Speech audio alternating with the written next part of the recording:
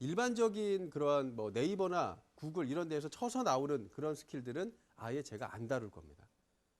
진짜 현장에서 상사들, 그러니까 읽게 되는 그 상사들, 독자들, 이런 사람들이 너무너무나 아쉬워하고 짜증나고 성질나는, 근데 계속 반복되고 있는 그런 것들을 제가 이제부터 계속 말씀을 드려볼게요.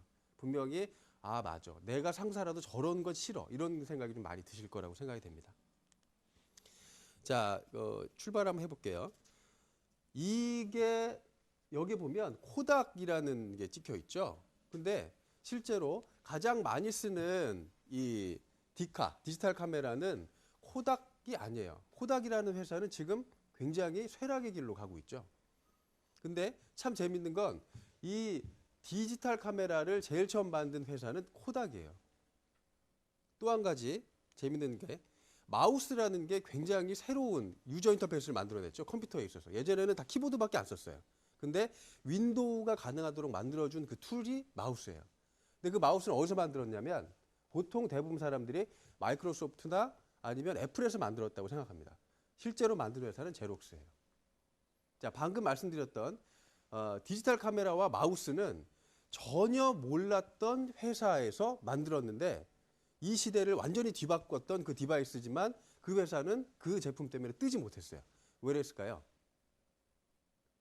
이 제품이 갖고 있는 효용 가치를 충분히 경영진을 통해서 설득하고 지금 당장은 아니더라도 이 넥스트에서 엄청난 그 이익을 낼 것이다라는 걸 설득해냈으면 그게 굉장히 큰 회사에 기여하는, 그리고 이걸 만든 사람, 그 부서는 굉장히 많은 인센티브를 받을 수 있겠지만 하나의 아이디어로 다 쇠락된다는 거죠. 가장 그 문제는 문서를 쓰는 거에 있어서 제일 큰 문제는 시간이 오래 걸리는 그런 게 아니에요. 야근하고 그러는 게 아니고 개인이 갖고 있는 경험과 아이디어가 사장됩니다. 문서에 잘 담기지 못하면. 말로 때우는 거 있죠. 일명 속칭 뭐 이렇게 이 이빨 뭐 한다 그러잖아요. 말로 때우려고 그러지 말고 써와. 이렇게 얘기하는 경우가 굉장히 많습니다. 실제로 기업체에서 일할 때에는. 근데 그럴 때 진가가 나오게 됩니다. 얼마나 자기 생각을 문서로 펼쳐서 상사, 대표이사, 회장을 설득해낼 수 있느냐. 나중에도 나올 얘기지만 GE의 잭 웰치 회장, 예전에 잭 웰치, 지금은 제프리 이벨트 회장이죠. 잭 웰치 회장의 그 현역 시절에서 최고다라고 칭송받았던 게 바로 문서 작성 능력이에요. 직장에서 성공하려면 아무리 아이디어가 뛰어나고 아무리 생각이 뛰어나고 발빠르게 움직여도 그 결과물을 가지고 정리해서 사람들을 설득시켜낼 수 있는 그 매체를 못 만들면 의미가 없게 됩니다. 그 제일 큰 게 바로 다큐멘테이션이에요. 그래서 지금부터 제가 해드릴 얘기는 바로 다큐멘테이션이 왜 중요하고 문서가 왜 중요하고 어떻게 쓰면 상사가 싫어하고 어떻게 쓰면 상사가 좋아하고 거기에 매력을 느낀다 하는 그 비결들을 이제부터 소개를 드릴 겁니다. 후지고 못난 문서 때문에 기업체가 공멸합니다. 방금 말씀드린 것처럼 제일 큰 건 문서를 쓰는데 들어가는 시간, 문서를 후진 문서, 길고 아니면 너무나 막 산만한 문서, 읽기도 싫은 거 있잖아요. 아주 그러니까 고객을 생각하지 않은 그런 문서들, 그런 거를 봤을 때에는 진짜 후진 문서입니다. 그런 경우에 상사는 읽지 않습니다. 그게 보고만 있는 거죠. 내용을 습득하지 않아요. 그러면서 다시 써오라고 합니다. 그러면 야근합니다. 주말에 근무합니다. 그렇게 됩니다.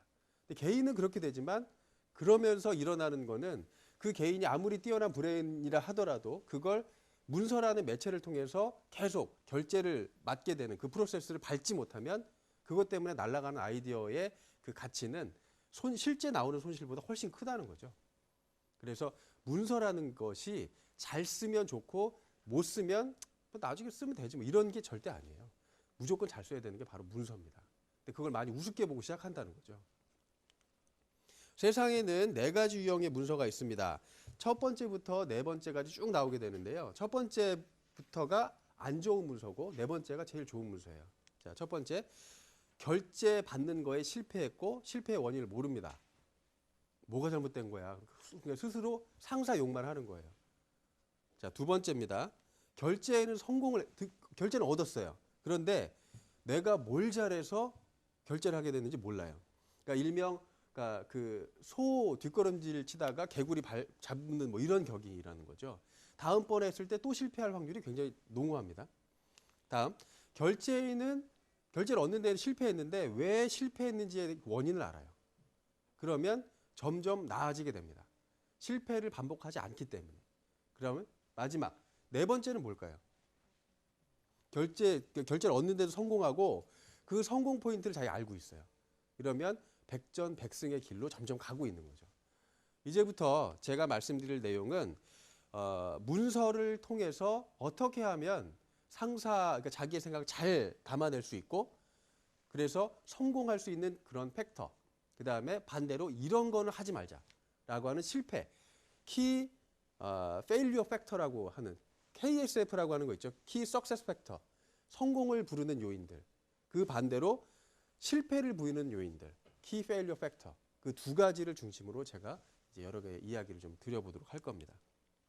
아까도 말씀드렸다시피 저는 이제부터 여러분들한테 말씀드릴 내용은 네이버나 구글에서 치는 일반적인 내용들, 제너럴한 내용들, 문서라 함은 무엇이요, 정의가 어떤 것이요, 그런 얘기 안 할 겁니다. 그런 것들은 나중에 그냥 네이버 교수님이나 구글 교수님한테 물어보시면 다 나와요. 그런 것 말고 실전에 나오는 이야기들 중심으로 제가 드릴 겁니다. 많은 사람들이 이런 질문을 합니다. 특히나 신입사원들이. 짜증나요. 왜, 그러니까 이러니까 그 회사의 스피드가 떨어지고 뭐 자꾸 맨날 문서 이렇게 왜 하는지 모르겠어요. 시간만 더 걸리는데. 여기 보이는 것처럼 평균적으로 써서 정리해서 이제 커뮤니케이션 하는 시간은 말에서 나오는 시간보다 20배 이상 더 걸립니다. 시간은. 사실 그렇잖아요. 물리적으로. 근데 왜 문서라는 게 지금도 회사에서 거의 대부분 이 매개체가 되고 있을까요? 문서 작성하는 게 왜 중요할까요? 근거를 남기는 게 있습니다. 왜냐? 이 비용 투자를 했으면 그거에 대한 책임 소재를 나중에 이제 해야 되잖아요. 예를 들어 영수증 같은 그런 역할도 하는 거죠. 또 하나, 또 다른 게 있습니다. 쓰는 데에 시간이 들지만 한 번 잘 쓰고 나면 그 다음에 대량 커뮤니케이션 하기에는 이만한 게 없어요. 이해 가시죠? 말로 위에 상사 한번 이제 설득했어요. 거기서 끝나버리는 거예요. 날아가 버리는 거예요. 그래서 오히려 처음에 작성하는 시간은 더 걸리지만 나중에 잘 작성된 이 문서 하나로 대량 커뮤니케이션이나 아니면은 그 위로 그 연후에 일어나는 커뮤니케이션의 시간은 확실히 줄어듭니다. 그렇기 때문에 문서 작성이라는 게 굉장히 중요하다는 얘기예요. 스피드 경영 얘기하면서 문서가 왜 계속 그 중요성을 유지하고 있는지 이제 그 연결고리를 이해 가시죠. 굉장히 중요한 일입니다. 또 하나, 과거의 산업사회에서나 그 예전 그 메커니즘에서는 면대면 커뮤니케이션이 많았어요. 상사도 뭐 위에서 그냥 대리와 사원끼리 얘기하고, 사원이 과장하고 얘기하고, 과장이 뭐 부장하고 얘기하고, 이렇게 해서 1대1로만 이렇게 면대면 커뮤니케이션으로 했기 때문에 문서는 대충 썼어도 저번에 얘기했던 그거지? 서명이 된다는 거죠. 근데 하지만 지금은 직급 체계가 아주 플랫하게 됩니다. 팀장 하나에 밑에 구성원이 쫙 깔려요, 그냥. 프로젝트 단위로 막 팍팍 떨어져요. 그러니까 한 명의 팀장이 관할하는 팀원이 보통 5명에서 많으면 막 20명 이렇습니다. 그러니까 면대면 커뮤니케이션이 잘 못 일어나요. 분명히 그러니까 얘기는 하고 있지만 업무 진척을 뭘로 챙겨나갈 수 있느냐면 그 상황을 잘 정리하고 있는 무언가의 매개체가 있지 않으면 스피드가 오히려 더 안 난다는 거죠. 그리고 또 하나, 인터넷 시대가 이제 만들어지면서 예전에는 찾아가서 대화를 합니다.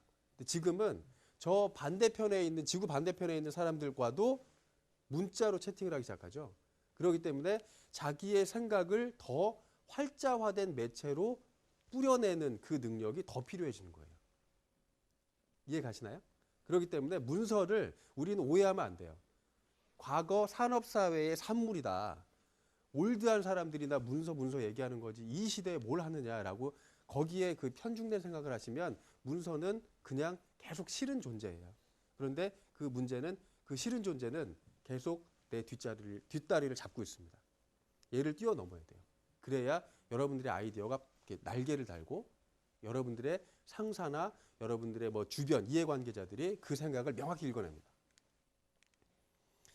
허당 문서로 인해서 어떤 일이 일어날까요? 아까도 제가 잠깐 얘기를 했던 건데 문서를 작성하는 실무자 입장에서 문서를 내가 너무 못 써요. 그럼 어떤 일이 일어날까요?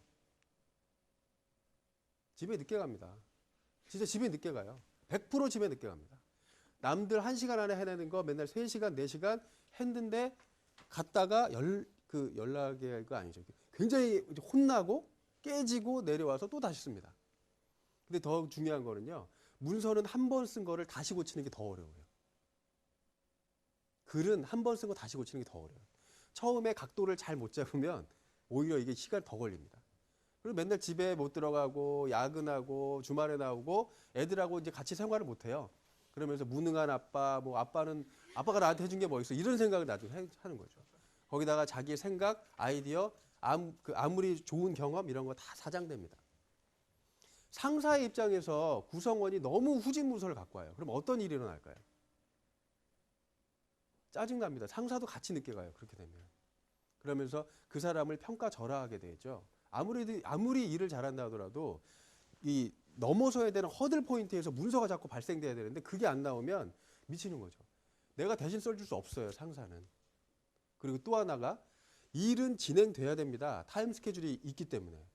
그런데 후진 문서를 갖고 오는데 고치다 안 되면 그냥 거기서 가자 그냥 이렇게 하는 거죠. 그러니까 내가 요구하는 높은 수준의 그 아이디어까지 낮게 만들어지면서 그냥 그 문서의 수준대로만 다시 윗상사한테 올라가는 거예요. 이해 가시죠? 일의 퀄리티가 점점 떨어지는 거예요. 서로가 피곤해지고. 문서 잘 쓰는 그 사람들은 굉장히 칭찬받고요. 정말 별거 없는 사람인데 문서를 잘 쓰는 능력 있잖아요. 그거 자체로도 굉장히 좋은 호평을 받는다는 건 정말 확실합니다. 자, 지금 한번 읽어보실까요? 시작. 저도 예전에 팀장 역할을 했었고 지금도 뭐 이제 그런 역할을 계속 하긴 합니다. 근데 정말 신입사원들 들어오면 제일 화가 나는 게 바로 문서 처음 갖고 왔을 때예요. 어디서 이런 걸 배웠니? 이런 생각이 드는 거예요. 뭐니 이게? 어떻게 해줄 수도 없고 그렇다고 대신 써줄 수 없어요. 대신 써주면 그 사람의 능력은 계속 그대로예요. 시간이 점점 오래 걸리는 거죠. 그러니까 아무리 뛰어난 생각 능력이 있어도 이게 잘 진척이 안 되는 이 과정을 좀 뛰어넘고 싶은데 자꾸 뒷다리 잡고 있는 거죠. 한국 기업의 골칫거리 보면 사람들한테 무슨 능력이 제일 필요한가요? 라고 했을 때 뭐 프레젠테이션 능력이다, 뭐 비즈니스 에티켓, 마케팅 마인드, 창의적 사고, 문제 해결 능력 이런 것들이 다 받쳐줘도 그걸 표현해내는 능력, 문서 작성이 뒤에서 탄탄하게 받쳐주지 못하면 그 기본기가 사라집니다. 점점. 자, 실제로 있었던 서베이 내용이에요. 엔지니어들, 특히나 엔지니어들이 이제 문서에 대해서 두려움이 많아요. 문서 울렁증 막 이런 게 있죠. 이분들한테도 물어봤어요.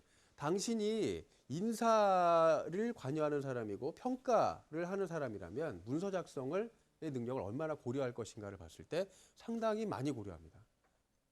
문서 작성의 능력. 기술이 뛰어나고 아무리 열심히 한다 하더라도 그 능력은 반드시 수반되어야 된다라고도 이제 표현을 하고 있죠. 또 하나, 직장인들 70% 이상 문서 울렁증 갖고 있습니다. 나는 문서 작성에 어려움을 느낀 적이 있다? 70% 되죠.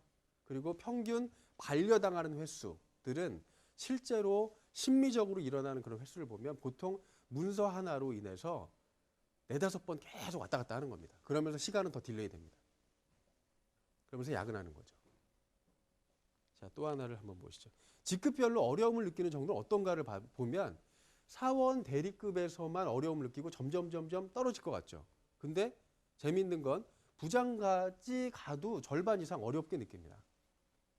이건 어떤 걸 이제 얘기해 주냐면 밑에 직급 사람들은 이제 분명히 문서의 실무이기 때문에 어려움 분명히 느끼는 건 맞습니다. 근데 결제를 하게 되는 차부장 정도, 차장, 부장 이런 정도 또한 어려움을 느끼고 있다는 거는 서로 코칭이 안 되고 있다는 얘기예요. 나도 문서를 잘 못 쓰는데 어쨌든 뭔지 모르겠는데 그 부하 구성원이 갖고 온 건 싫은 거예요, 그냥. 이건 아닌데. 그래서 교정해주고 싶은데 뭐가 문제인지를 모르는 상태죠. 자꾸 악순환이 돌아갑니다. 악마의 사이클이 계속 도는 거죠. 뭔진 모르겠는데 좀 아닌 것 같아. 다시 해와. 아주 이상한 피드백이 이제 올라오는 거죠. 그렇다면 교육을 제대로 받은 적이 있는가라고 했을 때 보면 교육을 받은 적이 있다가 20% 나오지만 실제로 그럼 무슨 교육을 받았습니까라고 얘기했을 때는 독학과 책입니다. 재밌죠? 이건 쉽게 얘기하면 혼나면서 배우는 겁니다. 혼나면서. 아, 이러면 안 되는구나. 혼나고. 아, 또 이러면 안 되는구나. 야근 한 번씩 하면서 느는 거예요. 이게 굉장히 슬펐어요, 저는.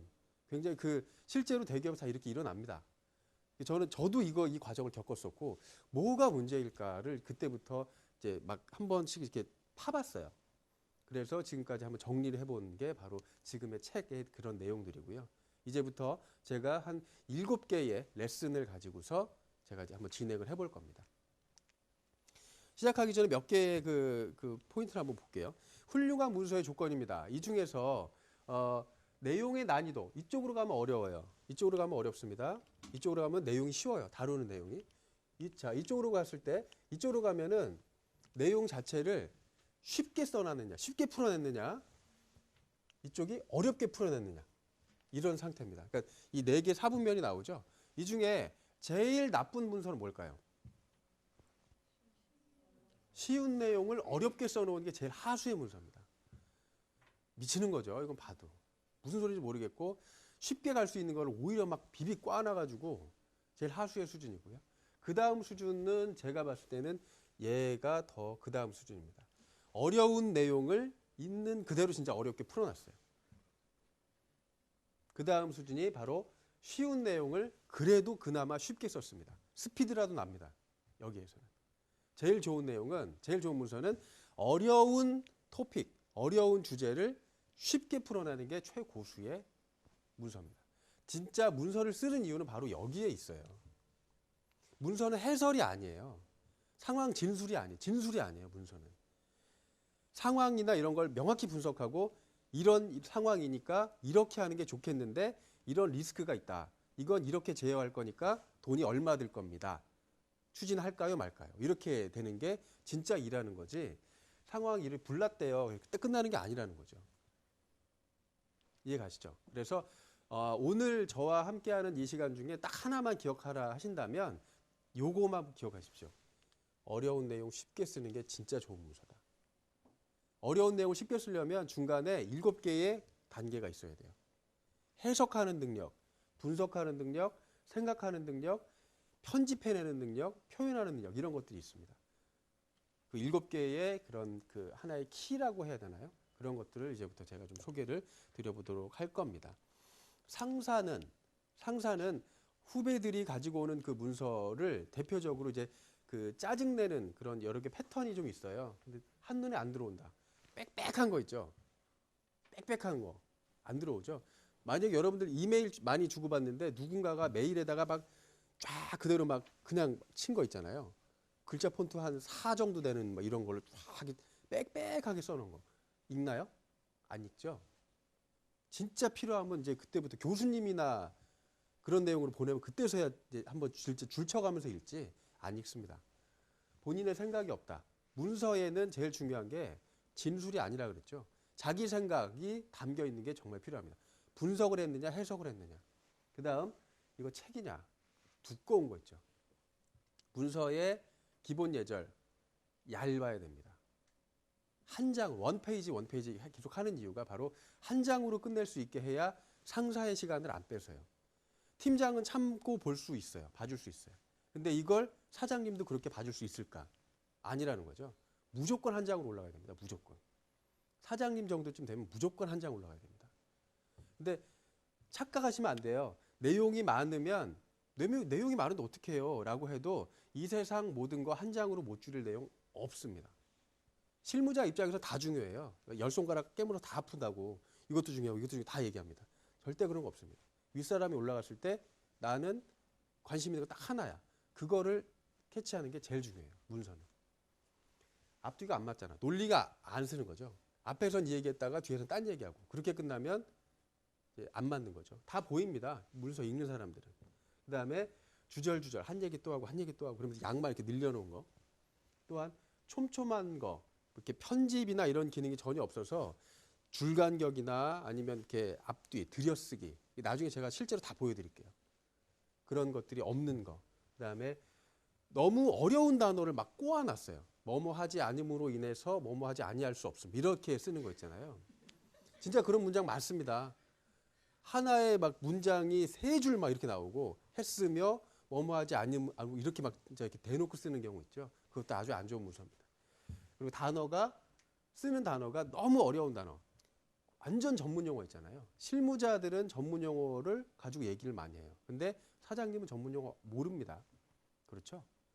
그런 경우 많이 있어요. 아예 오히려 반대로 또한 아주 유치한 단어 있잖아요. 비쌈 뭐 이런 거 있잖아요. 물건이 비쌈 뭐 이렇게 쓰면 안 되죠.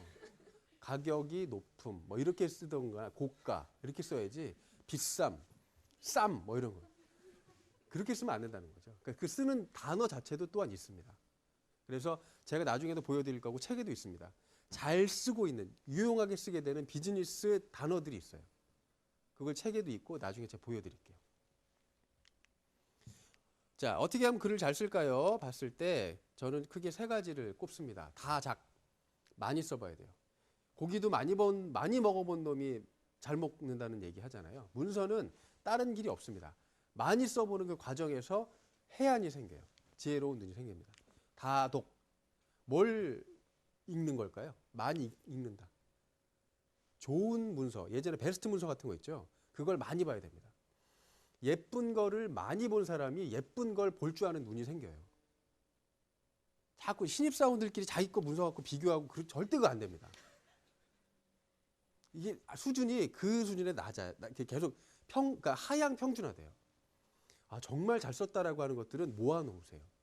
아니면 이럴 수도 있어요. 그 회사에 캐비넷이나 이런 데 아니면은 뭐 전자 파일로 다 저장이 돼 있죠. 그런 것들 중에 정말 잘 썼다라고 판단되는 거 한 5개만 가지고서 나중에 흉내내기 시작하면 그걸 따라할 수 있게 됩니다.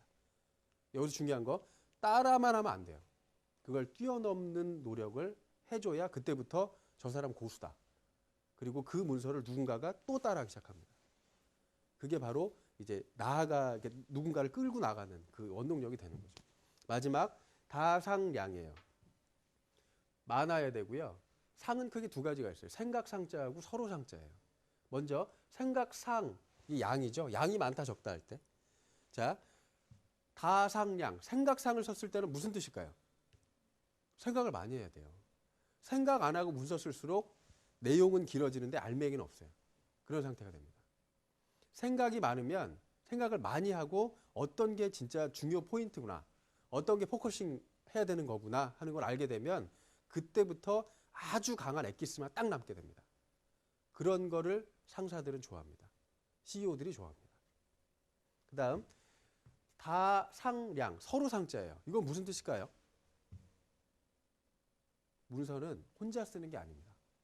상사와 의견 교환을 충분히 할 때 문서를 중요한 거를 캐치해낼 수 있어요. 문서는 절대 혼자 쓰는 게 아니에요. 왜냐? 문서는 상사가 결제하는 거고 그 위에 대표가 결제하는 겁니다. 대표이사가, CEO들이. 그들과 교류를 완전히 차단한 상태에서 혼자 쓰는 거는 그냥 소설일 뿐이에요. 이해 가시죠? 어떤 얘기인지. 우리는 비즈니스를 하는 겁니다. 비즈니스 상황에서 상대방을 전혀 모르는 상태에서 내 마음대로 쓰고 그냥 툭툭 던지는 건 그냥 소설일 뿐이에요. 그래서 교류를 많이 해야 된다는 뜻입니다. 아까도 제가 하나 말씀드렸습니다. 다독하되 내비게이션 이 이야기를 제가 하나 들어볼게요. 예전에 내비게이션 그 회사의 대표께서 강의를 하셨을 때 자기네들의 전략은 고객을 바보로 만드는 게 전략이래요. 무슨 얘기일까? 길을 잘 알고 있는 사람도 내비게이션을 자꾸 쓰다 보면 길을 이제 자기가 기억하려 하거나 그런 거 아예 안 해요.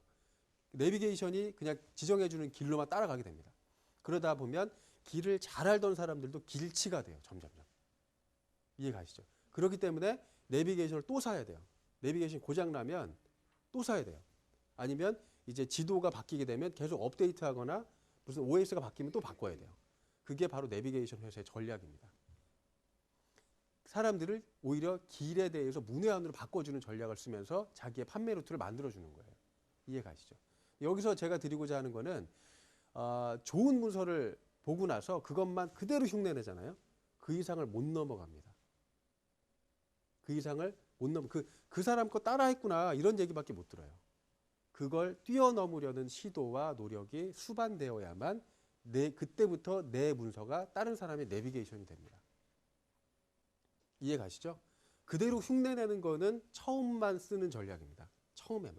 나중에는 내 거를 만들어내는, 크리에이트 해야 되는 그 전략을 쓰셔야 되는 게 진정한 문서의 신이 됩니다. 자, 첫 번째 얘기입니다. 읽어내야 합니다. 뭘 읽을까요? 무엇을 읽어야 될까요? 상사의 마음이에요. 상사의 마음. 문서는 상사를 설득시켜야 되는 매체예요. 자기를 설득시키는 게 아니에요. 그렇죠? 고객이 누군가를 찾아내고 그걸 읽어내야 됩니다. 이분 누군지 혹시 아세요? 예전 정보통신부 장관이셨고요. 그보다 예전에는 삼성전자 사장이었어요. 진대재 장관. 이분이 이런 말씀하셨습니다. 보고서라 함은 내가 생각한 걸 담아오면 A고 내가 생각한 걸 이상을 담아오면 A 플러스다라는 얘기를 합니다. 이 굉장히 중요한 얘기인데요. 학점 중에 A는 100점 만점으로 치면 90점 정도 돼요. 완전 퍼펙트는 아니지만 그래도 어느 정도 수준은 된다는 거예요. 아주 중요한 멘트예요. 내 상사의 마음을 읽고 그것만 찝어서 써내도 90점 이상은 내가 줄 수 있다는 얘기입니다. 무조건 새 거를 무에서 유를 창조해내고 이걸 원하지 않습니다. 실제로는. 이해 가시죠? 그래서 상사의 마음을 읽어내는 것이 최고의 전략이에요. 그걸 뛰어넘으면 자기 아이디어를 거기다 이제 덧붙여주면 그만한 이제 보고서는 없는 거죠. 하지만 제일 처음 출발은 90점 이상을 맞을 수 있는 전략은 상사를 읽어내는 것이 첫 출발이어야 된다는 겁니다. 상사의 기대 수준은 그렇게 높지 않아요. 그것만 맞춰줘도 문서 잘 쓴다는 얘기 듣습니다. 차이는 인정해야 됩니다. 상사와 나는 화성에서 온 상사, 금성에서 온 사원 이렇게 되는 거예요. 차이를 인정해야 돼요. 나랑 보는 눈이 똑같겠다. 나랑 갖고 있는 경험과 네트워크나 식견이 똑같을 거야 라고 하면 그 사람은 그 상사인 의미가 전혀 없어요. 신입사원들이나 대리급 이하에서 가장 많은 불만, 자기랑 똑같은 수준으로 자꾸 봐요, 상사를. 이 정도면 됐지 뭘 바라나 막 이런 걸 이제 자꾸 스스로 이제 원망하는 거죠. 근데 그렇지 않습니다. 실제로 다들 그 정도 위치 가는 거면 뭐 일명 속칭 고스톱 쳐가지고 내가 그 자리 온 줄 아냐 이런 얘기 할 만해요, 다들. 웬만한 사람들은. 그렇기 때문에 나와 다른 생각을 할 거라는 그 전제를 놓고서 분석을 시도해야 됩니다. 저 사람이 뭘 원하는 건가? 이 일에 있어서 저 사람이 이 문서에서 뭘 원하는 건가를 처음부터 계속 각도를 재면서 출발을 해야 됩니다.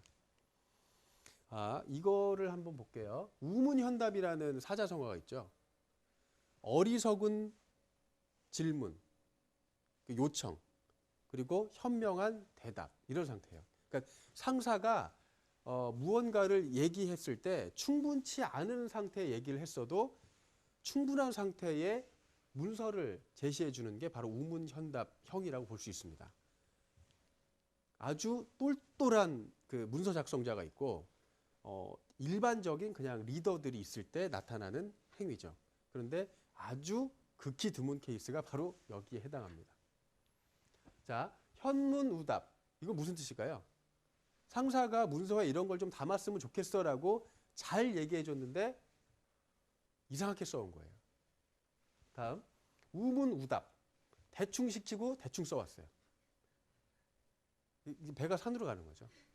제일 베스트의 케이스는 바로 내가 이런 걸 좀 써줬으면 좋겠어. 이런 게 다 담겨 있어야 되고 이거는 이런 방식으로 프로젝트가 진행됐으면 좋겠고 비용은 어느 정도니까 초기에 어느 정도 투자했으면 좋겠고 이런 것들을 다 세세하게 얘기해주고 그거를 또 자기 생각을 담아서 써오는 게 현문현답이죠. 거의 없어요, 이런 경우는. 많은 경우가 우문현답에 가깝습니다. 왜냐, 리더들이 잘못 준다는 게 아니고요. 게으르게 준다는 게 아니고 리더들은 바쁘기 때문에 자기가 아는 상태를 이 사람도 대충 알겠지 하면서 눈치로 나머지는 네가 좀 채웠으면 좋겠어라는 기대가 많습니다. 그렇기 때문에 상사가 뭘 원하는지를 해석을 해줘야 돼요. 한번 읽어내야 돼요. 그래야 문서가 제대로 나옵니다. 그걸 일명 디코딩 스킬이라고 합니다. 디코딩 스킬. 다시 한번 해석해주는 스킬. 그 스킬이 분명히 있어야 문서가 쉽고 간결하고 빠르게 나옵니다. 디코딩 스킬이 필요한 이유를 한번 보죠. 최고 경영자가 여기 이제 CEO예요.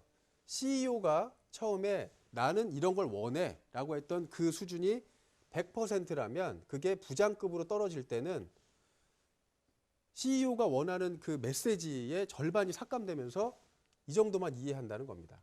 커뮤니케이션 코스트가 들어가요.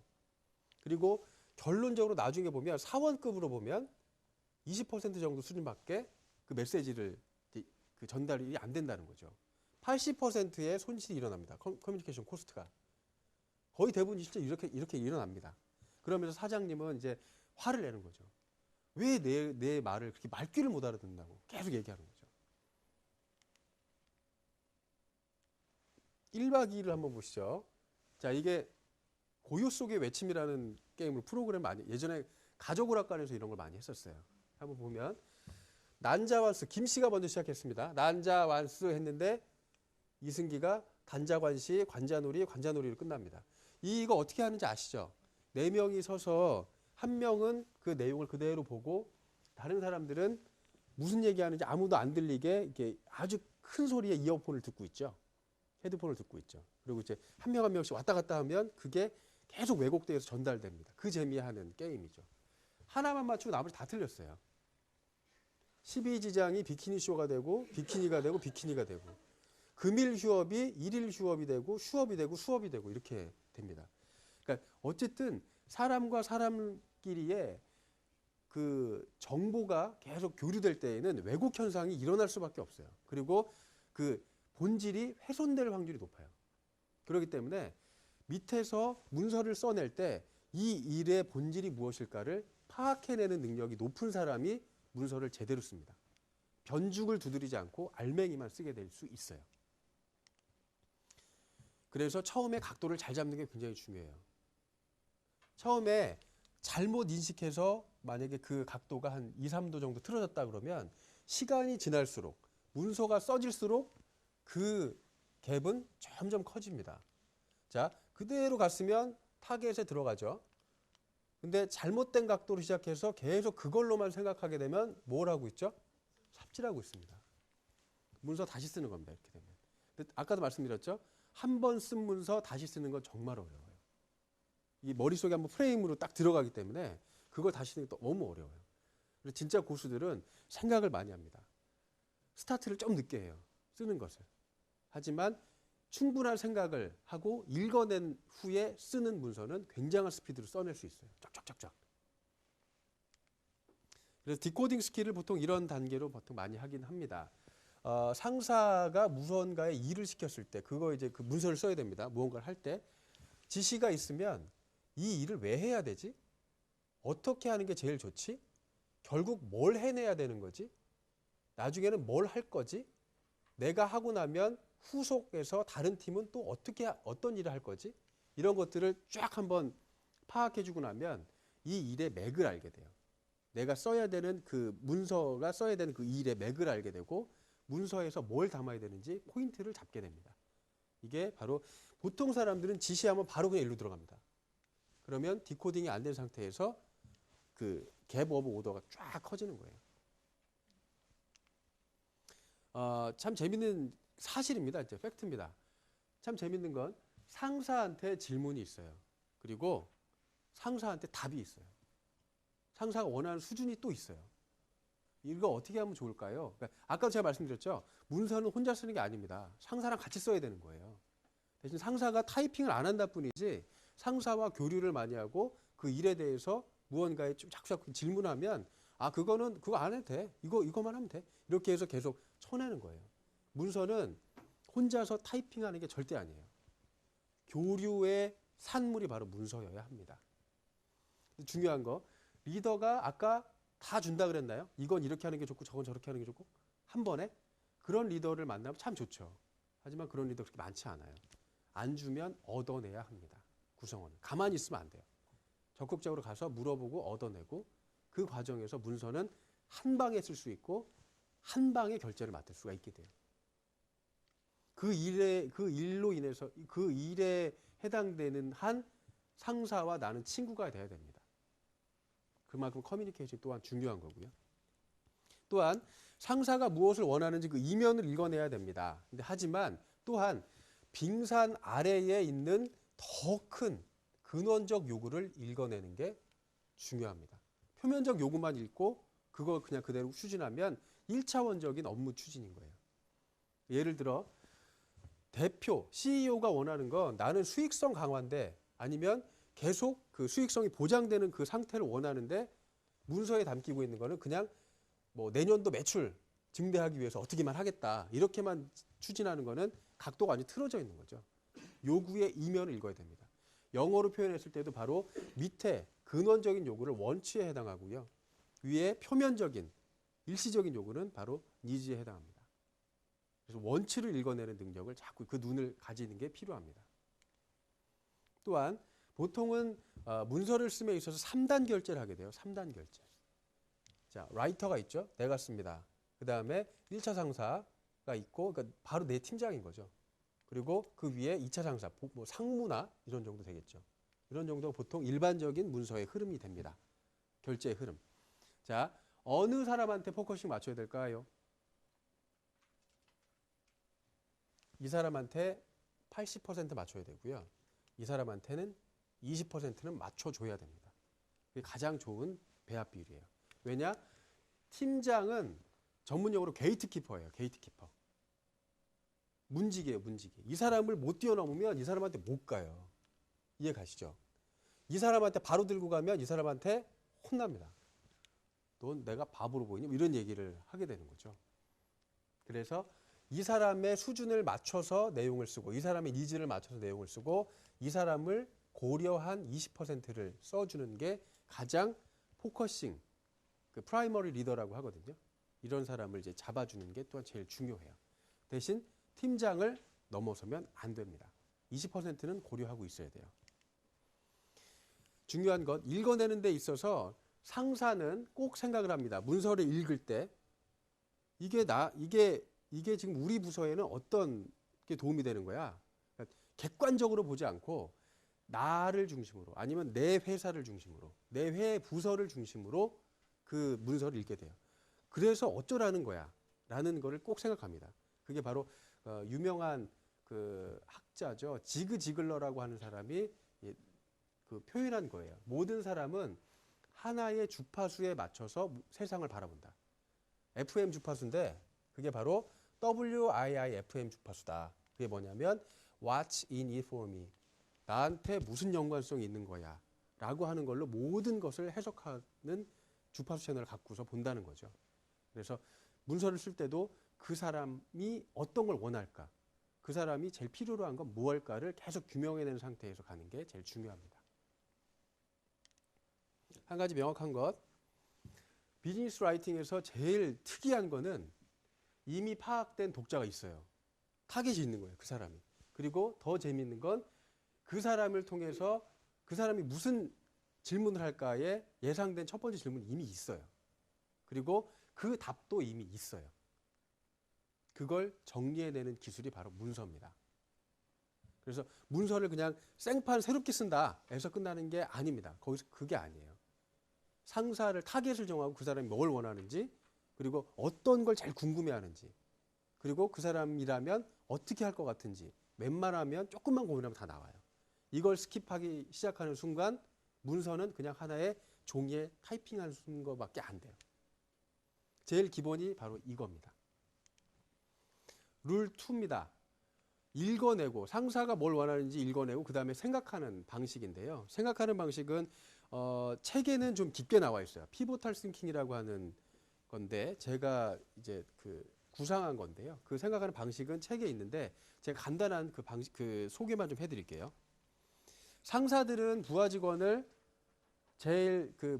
문서를 보면서 두 가지 유형의 그런 이제 아쉬움을 토로합니다. 우리 직원은 하나만 생각하고 넓게 못 봐. 깊게만 보는 거예요. 하나만 쭉 그냥 보는 거죠. 넓게 이거저거 다 봐야 되는데. 그리고 또 반대로 얘가 전체적으로 다는 보는데 실제적으로 제일 중요한 거 하나를 깊게 안 다루고 있어. 둘 다가 이게 상반되는 건데 아쉬워요.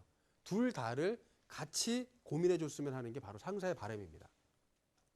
넓게 보되 진짜 중요한 거 하나는 깊게 들어가서 그거에 대해서는 깊게 다뤄주는 그 문서를 제일 원하는데 넓게만 보는 문서 아니면 하나만 그냥 디립다 보고 있는 문서 의미 없다는 겁니다. 그래서 상사가 계속 그 문서에 대해서 계속 얘기할 때 이런 얘기를 합니다. 빠짐없이 봐라. 전체적으로 봐라. 그리고 중요한 거는 충분히 파고들어라.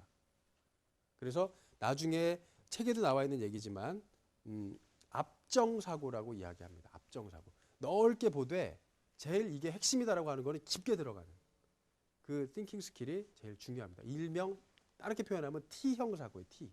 넓게 보되 하나를 깊숙이 들어가는. 문서는 생각의 결과입니다.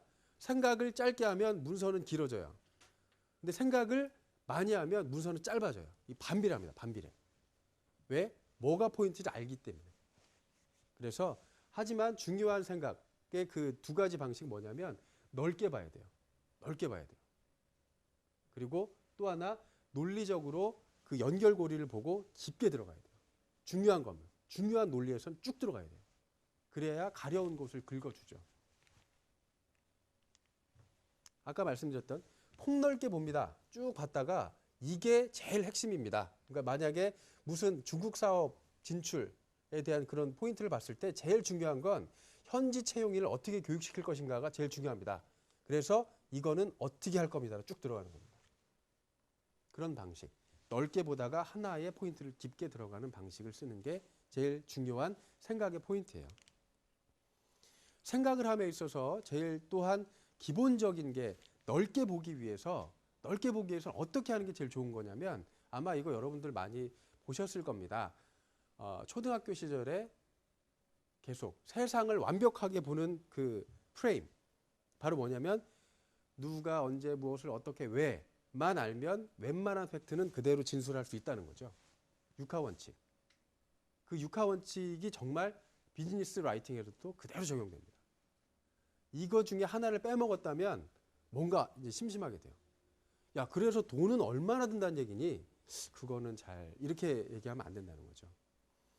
문서에 있어서 넓게 보는 거에 가장 베이직한 툴은 바로 육하원칙의 툴이에요.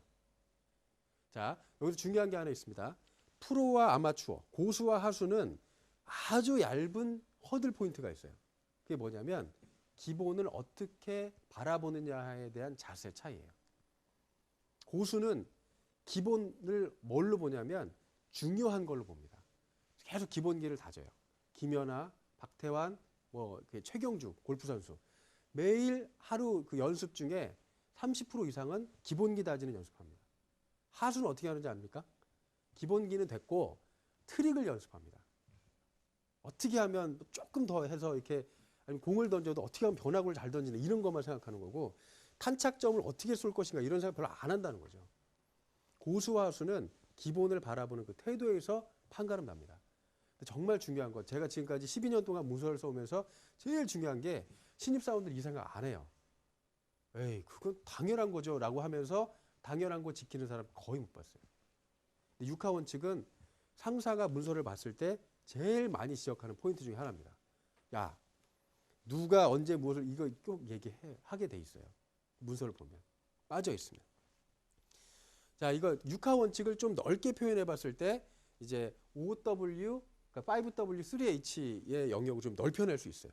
상사의 머릿속에는 모든 일을 볼 때 OW, 그러니까 5W, 3H의 개념으로 판단을 하게 되어 있습니다.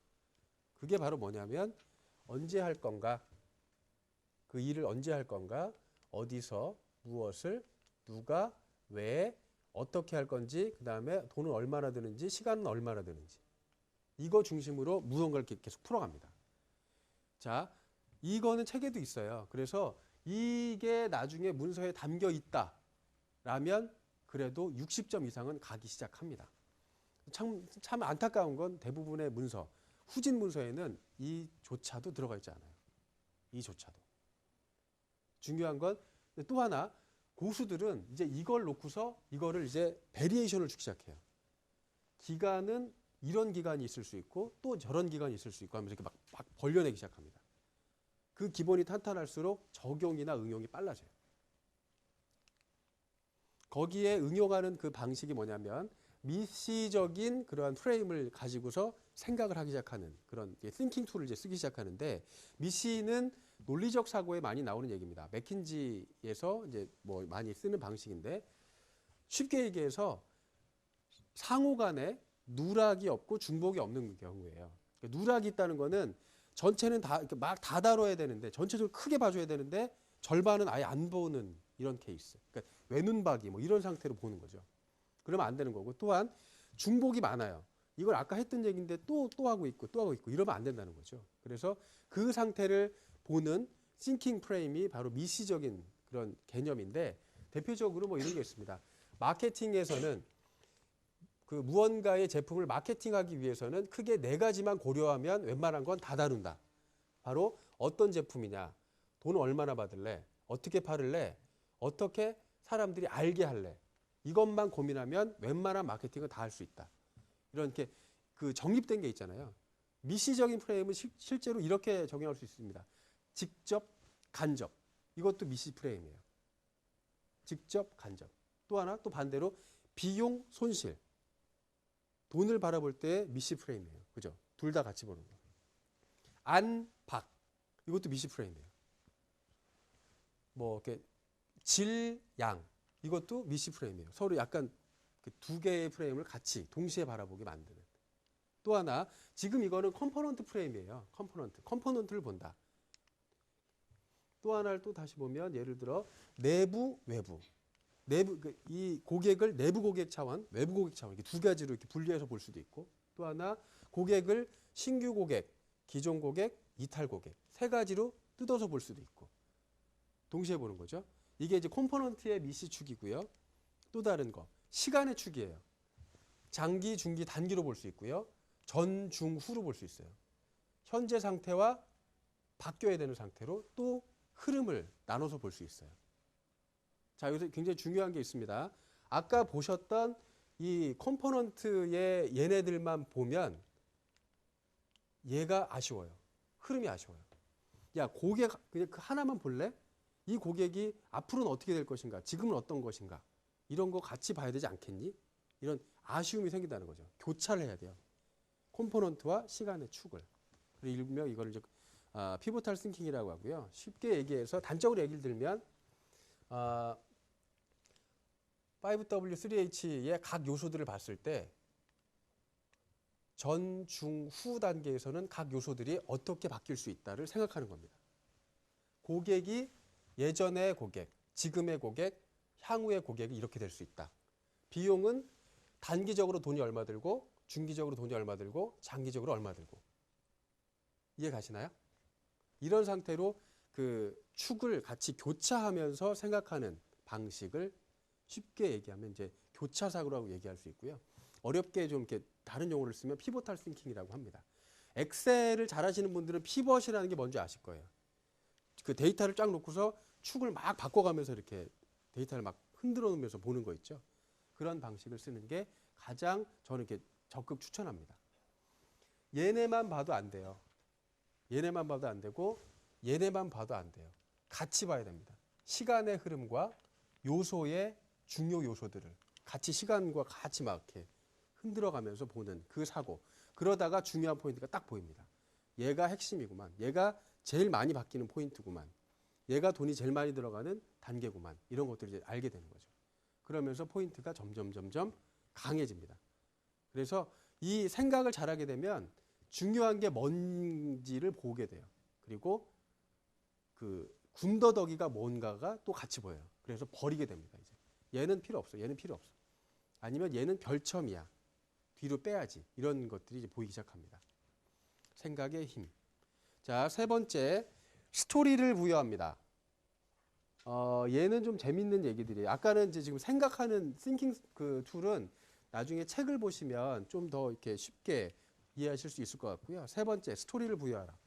상사들이 제일 원하는 게 뭐냐면 이런 칭찬을 받는 게 최고의 그 문서의 칭찬입니다. 그 당신 문서는 너무나 볼 때마다 흥미롭고 재밌어. 똑같은 얘기를 해도 이 사람 문서는 뭔가가 좀 이렇게 소설이나 이런 거 판타지 소설 읽는 것처럼 뭔가가 좀 있어. 그런 게 바로 똑같은 내용이라 하더라도 고수들은 각도를 틀어봅니다. 이렇게 앵글을 틀어줍니다. 자, 그 얘기를 한번 해드릴게요.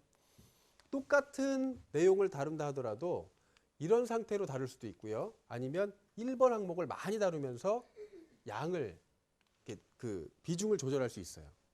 똑같은 상태로 그대로 유지하는 것보다는 상황에 따라서 얘가 제일 필요하겠다.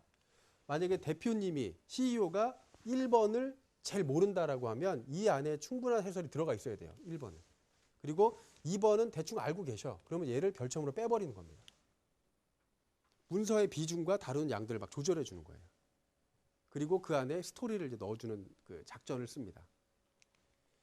이게 아주 중요한 게 그 단계인데요. 프레임이라는 그 심리적 효과를 여기 적용하면 굉장히 재밌어요. 자, 이 프레임 효과를 제가 설명 한번 드려볼게요. 사람은 무언가의 그 프레임에 빠지면 그 중심으로만 세상을 바라보게 되어 있습니다. 예를 들어 갓난아이를 키우는 부모님한테는 아이가 이렇게 걷기 시작하면 이렇게 모서리 있잖아요. 이런 데가 다 이렇게 흉기로 보여요, 진짜로. 저기 넘어지다 저기 그렇게 어디 부딪히면 안 되는데 뭐 이런 걸로 막 그 고무 같은 걸 막 달기 시작하죠. 배가 고프면 물도 맛있어 보입니다. 예전에 막 먹기 싫어하던 뭐 그런 것들 다 맛있어 보이고, 실연을 당하면 세상의 모든 그 노래 가사와 영화 다 내 얘기 같아요. 너 어떻게 알지 저거를? 막 이러면서 다 드라마 다 내 얘기 같고 막 그 주인공 울면 다 같이 막 울고 있고 막 그러죠. 반대로 사랑에 빠지면 모든 게 다 좋아 보이고 저 둘이 오면 다 저 사람 결혼할 것 같아. 뭐 이런 얘기하고 막 그러는 거죠. 범죄를 캥기는 게 있으면 경찰이 무서워지고 막 그렇게 되는 겁니다. 바로 프레임에 쌓이는 거예요. 또 하나 얘기를 한번 보면 실험을 한번 해봤어요. 아인슈타인을 먼저 보여주고 나서 당신은 얼마나 똑똑합니까? 라는 질문을 한번 해봤고, 반대 다른 사람들한테는 광대를 먼저 보여주고 나서 당신은 얼마나 똑똑합니까? 에 대해서 물어봤어요. 어느 군이 나는 똑똑해 라고 하는 긍정률이 높았을까요? 광대입니다.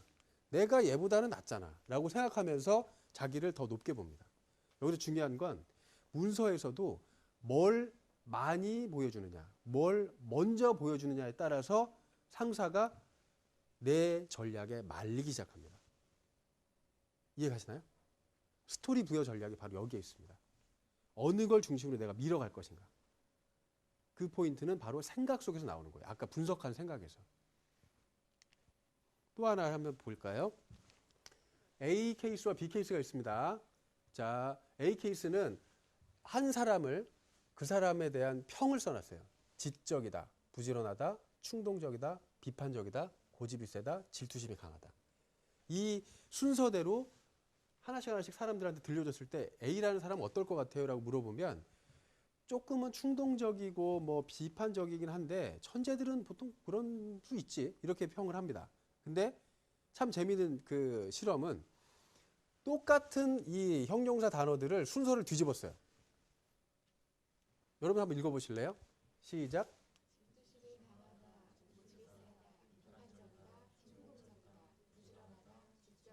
이런 거 이 순서로 딱 보여주고 나서 이 사람은 어떤 것 같아요? 라고 하면 바로 교활하고 냉소적이고 그런데 약간 똑똑한데 이런 걸로 이렇게 본다는 거죠.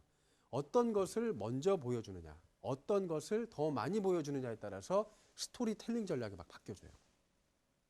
그러니까 흥부전, 놀부전에서 만약 예를 들어 흥부전, 놀부전에서 놀부의 뭐 아내 사랑의 그 모습, 그 청렴이 아니죠. 그 아껴가면서 자기의 그런 이제 그 자산 관리의 그 모습 이런 것들을 조금만 더 부각시켜줬으면 그 프레임도 완전히 달라져요. 그렇죠. 흥부가 먼저 나왔기 때문에 놀부가 나쁜 놈으로 나오는 거예요. 놀부가 먼저 나오잖아요. 그러면 흥부가 바보 같은 저런 무능한 사람 이런 그런데 아이들은 계속 낳는 무책임한 뭐 이런 걸로 이렇게 비춰질 수 있어요. 저의 견해입니다. 순수하게. 예. 또 재미있는 사실이 있습니다. 이 두 연예인들은 똑같은 사건으로 이제 검찰에 갔다 오신 분들이에요. 자, 어떤 사건인지 아마 기억은 나실 거예요.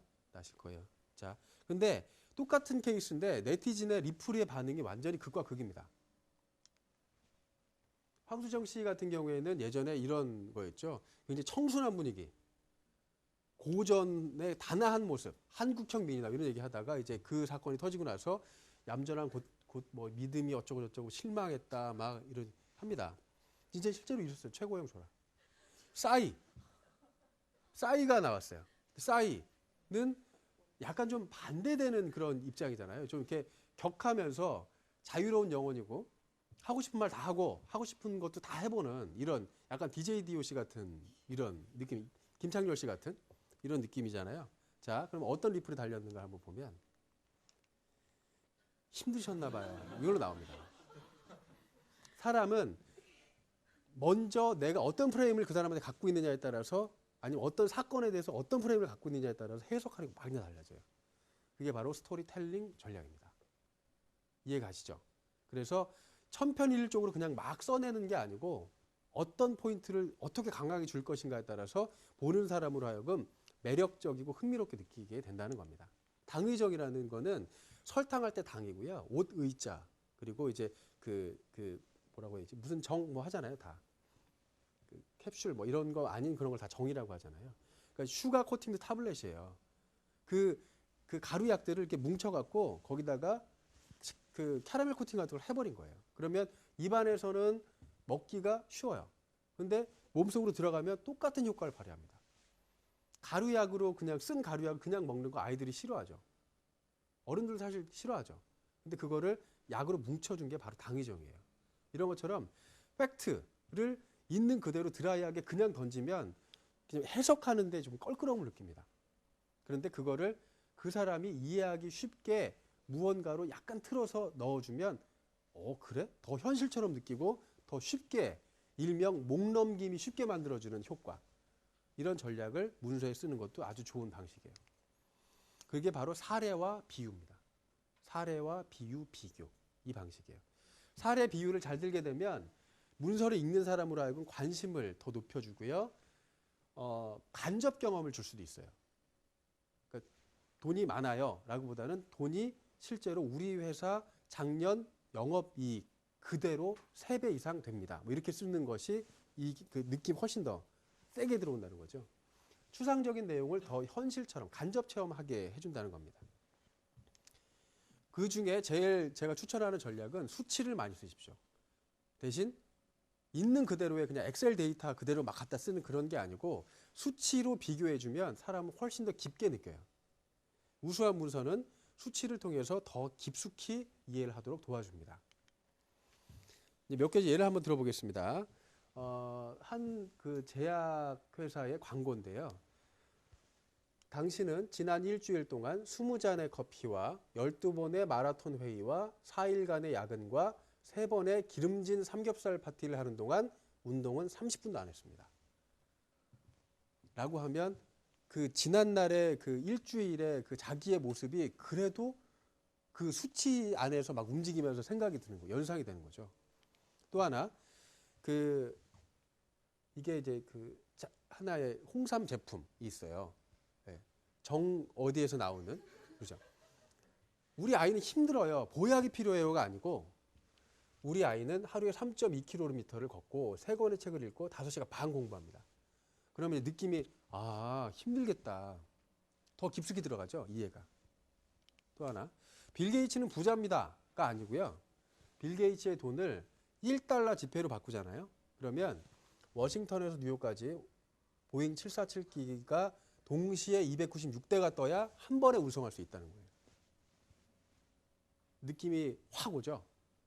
정말 부자구나. 그러니까 보잉 747기에 얼마나 실을지는 모르겠지만 그 큰 비행기에 그것도 거의 300대 가까이에 꽉꽉 채워야 그 돈이 이제 이동할 수 있다는 그 정도면 굉장히 높은 거죠. 이해가 훨씬 더 깊게 들어가죠. 그게 바로 사례, 비교, 비유의 힘입니다. 또한 고객의 소리 있잖아요. 고객의 얘기는 있는 그대로 이 구어체 말투로 담아주면 훨씬 더 강력해집니다. 별첨이나 이런 거에 들어간다 하더라도. 뭐 실제로 사용해 보니 뭐뭐 좋아졌어요. 누구한테 뭐 추천해줬어요. 저 잘한 거예요. 그럼 이렇게 칭찬을 더 받을 수 있어요. 고객의 반응 좋음 이런 게 아니고요. 고객의 호평 이게 아니고 실제로 그 고객의 내용을 몇 개 멘트를 그대로 따갖고 그냥 갖다 넣어주면 그거를 보면서 그러니까 일명 그런 말이 있습니다. 지금 이 시대에 고객의 이야기는 꼼짝 못하게 만드는 수갑이라는 얘기가 있어요. 있는 그대로 고객의 반응은 그대로 넣어주는 것도 아주 중요한 전략이에요. 그리고 대세입니다. 라고 하는 이야기를 계속 해주는 것도 설득의 하나의 큰 포인트입니다. 대세. 실미도가 이제 이런 여기에 이 내용을 제가 바꿨는데 이게 그대로 옮겨놓은 건데요. 870만 명이 감동한 진실, 이제 당신이 볼 차례입니다. 다 봤습니다, 지금. 우리만 안 봤어요. 이렇게 얘기하는 거 있죠. 이게 바로 대세다. 이런 거를 이제 더 넣어주는 것도, 가미해주는 것도 스토리텔링 전략이죠. 권위를 앞세우는 것도 하나의 큰 전략입니다. 그러니까 뭐 아주 유명한 사람이 이렇게 얘기했었다 하는 그런 얘기들도 조금씩 이렇게 써주는 게 중요한 그 문서의 그 표현 방식이기도 합니다. 그런 그 광고 효과를 쓰는 게 바로 이 제품이고요. 이 사람이 무슨 노벨 무슨 상을 받고 그 사람이 그냥 이렇게 했던 얘기 그냥 자꾸 반복하는 거예요. 노벨상이다라는 그 어마어마한 그 권위의 효과를 계속 밀어내는 거죠. 아주 또 중요한 얘기 중에 하나입니다. 브랜드를 만들어주는 것도 좋아요. 내가 얘기하는 그 얘기 중에 브랜드 전략 같이 써주는 게 무슨 얘기냐면 우리 회사는 중국 진출을 하기 위해서 허그 전략을 쓰는 게 좋습니다. 그 허그란 휴먼 차원에서 어떻게 하는 것, 통합 차원에서 어떻게 하는 것, 그리고 글로벌 차원에서 어떻게 하는 것. 이 약자를 만들어서 거기다 브랜드를 넣어주는 거예요. 무엇을 하기 위한 A, B, C 전략. A는 뭐 액티베이트, B는 비헤이비어, C는 뭐 코퍼레이션 이렇게 해서 그 ABC 전략 이렇게 그 브랜드를 넣어준다는 겁니다. 1, 2, 3 전략. 뭐 그 소득은 투자는 한 배로 유지하되 그 수익은 2배로 늘리고 성과는 3배로 뭐 늘립니다. 1, 2, 3 전략 이렇게 해서 그 브랜드를 넣어주는 그 방식도 중요한 스토리텔링 전략 중에 하나입니다. 예를 하나 들어볼게요. 타이거노믹스라고 하는 이제 책이 있어요. 이게 서울대 김난도 교수님께서 하시는 그 강의 자료이긴 한데요. 이분은 그 다음 연도의 해의 소비자 트렌드를 읽을 때 꼭 이 내용, 이러한 방식으로 브랜드를 넣어줘요. T의 브랜드 하나 있고요. I의 브랜드가 있고 G의 브랜드가 다 있어요. 그 의미들이. 그래서 2010년은 타이거노믹스의 해다. 이렇게 해서 이렇게 설명합니다. T는 어쩌고 저쩌고. I는 인포메이션 어떻게 될 거고 그리고 이제 뭐 어쩌고 저쩌고 괴짜가 막 튀어나올 거고 E가 어떻게 될 거고 이렇게 해서 타이거노믹스를 계속 쓰게 됩니다. 이해가시죠? 이게 바로 브랜딩 전략이에요. 브랜딩 전략. 있는 그대로 쭉 나열하는 것보다는 자기의 생각이 있고 이걸 흐름을 줄 때, 흐름을 줄 때 거기에 브랜드를 하나를 만들어서 넣어주면 이해하는데 훨씬 수월합니다. 1, 2, 3 전략 대표적으로 쓰는 게 바로 1, 2, 3 아니면 뭐 A, B, C 뭐 그런 거 3S 뭐 스마일, 세티스팩션 뭐 이런 뭐 우리 회사의 고객 만족 전략은 이제 3S로 가는 게 좋습니다. 뭐 스마일, 세티스팩션 뭐 또 다른 S로 시작하는 또 다른 단어 이걸로 흐름을 잡아준다는 거죠. 자 이제 네 번째로 갔습니다. 버려라. 왜일까요? 다 살리는 문서는 의미가 없어요. 짧아지지 않습니다. 짧아진다는 거는 그만큼 다 버렸다는 얘기예요. 중요하지 않은 거는. 그 얘기를 한번 보시죠. 자, 실제 제가 한번 찍어본 건데요. 저희 동네에 있는 그 병원이에요. 무슨 병원인지 제가 지웠습니다. 감기가 걸려서 약을 좀 지을까 해서 갔는데 바깥에서 간판을 보니까 진료 과목이 소아과, 비뇨기과, 정형외과, 외과, 내과, 물리치료, 비만 클리닉, 피부 레저 클리닉 다 하는 거예요. 여기를 가야 되나? 이런 생각이 딱 드는 거예요. 여러분 가실 겁니까 여기에? 잘하는 게 하나도 없는 거예요 여기는. 그렇죠? 핵심이 없는 거예요. 핵심이. 그러니까 진검승부했을 때 칼을 뽑을 게 없는 거예요. 문서도 마찬가지입니다. 중요한 거 하나를 놓고서 그것만 지원사격해주는 문서가 강해집니다. 변죽을 두드리는 게 아니고 핵심만 중심으로 가는 게 중요한 거죠. 자, 이 그림을 한번 보시면 보이지 않지만 무언가의 도형이 눈에 보이죠. 네, 삼각형이 보이죠. 압축하잖아요. 그러면 그 압축한 과정에서 중요한 것만 딱딱딱 다뤄주면 그 이면에 다루고 있는 큰 메시지가 그대로 보입니다. 줄인다고 해서 다 날아가는 게 아니에요.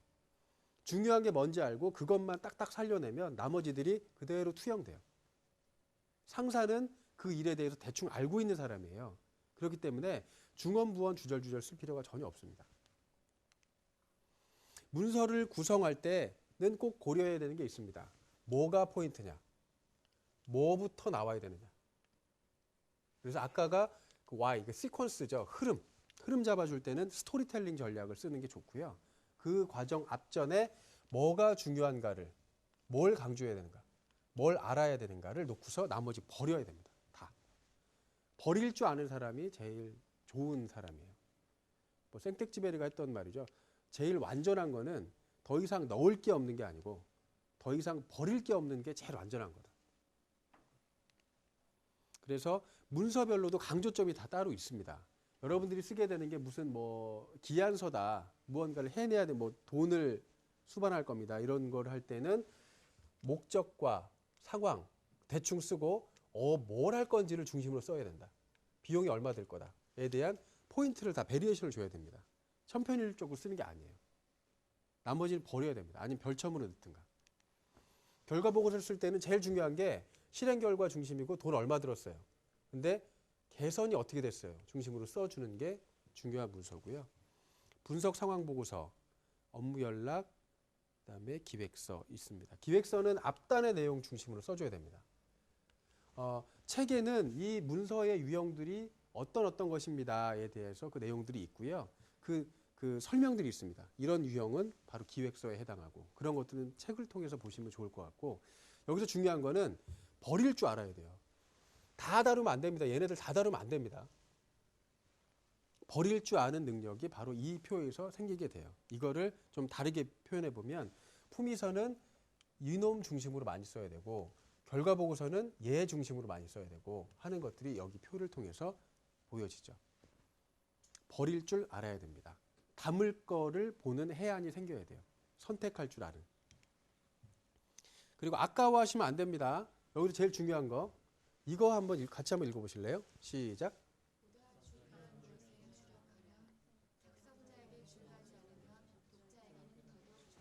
네, 이거를 생각하셔야 돼요. 열 손가락 깨물어서 안 아픈 게 없다라고 해서 다 살리려고 그러면 절대 안 됩니다. 가위로 딱 놓고서 이거 빼, 이거 빼, 이거 빼. 그걸 한번 해줘야 그 다음에도 상사는 또 뺍니다. 이것도 필요 없어. 이것도 필요 없어. 다 뒤로 빼. 그러면서 완페이지가 됩니다. 완페이지. 빼지 못하면 완페이지 절대 나올 수 없습니다. 세 가지로 설득해라라는 얘기도 많고요. 그 3의 법칙이 있죠. 그게 바로 그 세 개로 구분하면 모든 것이 이해가 빨라진대요. 예를 보면 몇 개인지 세기 어렵죠. 하나씩. 얘도 사실상 뭐 하나, 둘, 셋, 이렇게 해서 곱하기 해서 세는 경우가 많죠. 하지만 얘가 9개잖아. 하나, 둘, 셋, 세 덩어리. 해서 그냥 더 빨리 인식도 편합니다. 그래서 일반적으로 사람이 제일 빨리 인식하는 분류 체계는 3개의 분류 체계가 제일 적당하다고 하고요. 3개의 논리로 풀어가는 게 제일 좋습니다. 그래서 맥킨지식 논리 피라미드 이런 데를 보면 제일 많이 나오는 거죠. 핵심 주제 놓고 그것을 지원하는 3가지. 그 하나의 주제를 또한 지원하는 3가지 테마. 이렇게 해서 3단 논리를 계속 펼쳐나가는 게 제일 좋은 구성이다라고 합니다. 제가 여기서 말씀드리는 거는 논리가 아니고요. 버리는 겁니다. 일단 스토리 흐름을 이렇게 잡았을 때 얘를 이렇게 놓고 나서 얘 빼고 아니면 얘 완전 빼고 이렇게 해서 빼는 눈을 가질 필요가 분명히 있습니다. 아깝더라도 버리십시오. 그거는. 상사가 원하는 문서를 한번 비교해 볼게요. 상사는 전체적인 걸 보는 걸 좋아합니다. 근데 후진 문서는 부분에만 충실하고요. 상사는 결론하고 해결책에 관심이 많아요. 그런데 후진 문서는 필요성, 배경, 뭐 문제점 다 처음부터 언급하고 나서 앞단에 이만큼 쓰게 돼요. 그럴 필요가 굳이 없어요. 필요한 거 있으면 그거부터 먼저 탁탁 치고 나가주는 게 중요한 문서입니다. 제일 중요한 거죠. 문서는 얇아야 경쟁력이라고 생각합니다. 빨리 읽고 빨리 해결해낼 수 있는 그 문서를 원하는데 문서는 두꺼워야 설득력이 있다고 생각하는 거죠. 자기가 고생한 거를 두께로 표현하는 그만큼 아둔한 일이 없어요. 그 그러면 오히려 더 무시당합니다. 이거 책이냐 이런 얘기 많이 듣죠.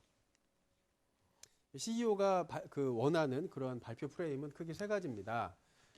첫 번째가 so what, 뭐 할 건데, 그 다음에 왜 그렇게 해야 되는데, 오케이 그러면 어떻게 할 건데, 이 세 가지만 딱딱딱 짚어주면 문서의 흐름은 웬만큼 잡힙니다.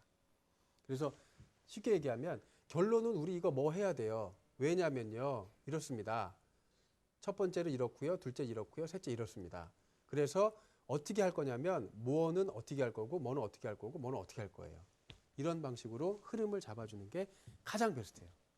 이 내용도 책에 있습니다. 근데 나중에 헷갈리시면 이것만 그대로 도용해서 쓰셔도 누가 절반 이상은 뭐라고 하지 않을 거예요. 이 정도면. 중요한 거 결론부터 먼저 칩니다. 결론부터. 배경 어쩌고 저쩌고 막 계속 썰어내려 가는 것보다 우리는 중국 사업을 뭐 때문에 해야 됩니다. 상황은 이렇기 때문에 해야 됩니다. 실행은 뭐 주재원을 몇 명 뽑을 거고 베이징 지사의 뭐 상해 지사 같이 어떤 네트워크를 할 거고 이런 걸로 이제 나중에 실행을 얘기하는 거고.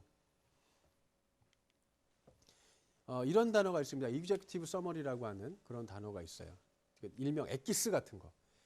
임원으로 올라갈수록 그러니까 진짜 너무 그 내용이 너무너무나 중요하고 소중한 내용들이라서 다 뺄 수 없다라고 했다면 맨 앞장에 한 장으로 핵심만 딱딱딱딱 올려놓은 한 장을 더 첨가해 주는 게 예의입니다. 임원한테 올라갈 때는.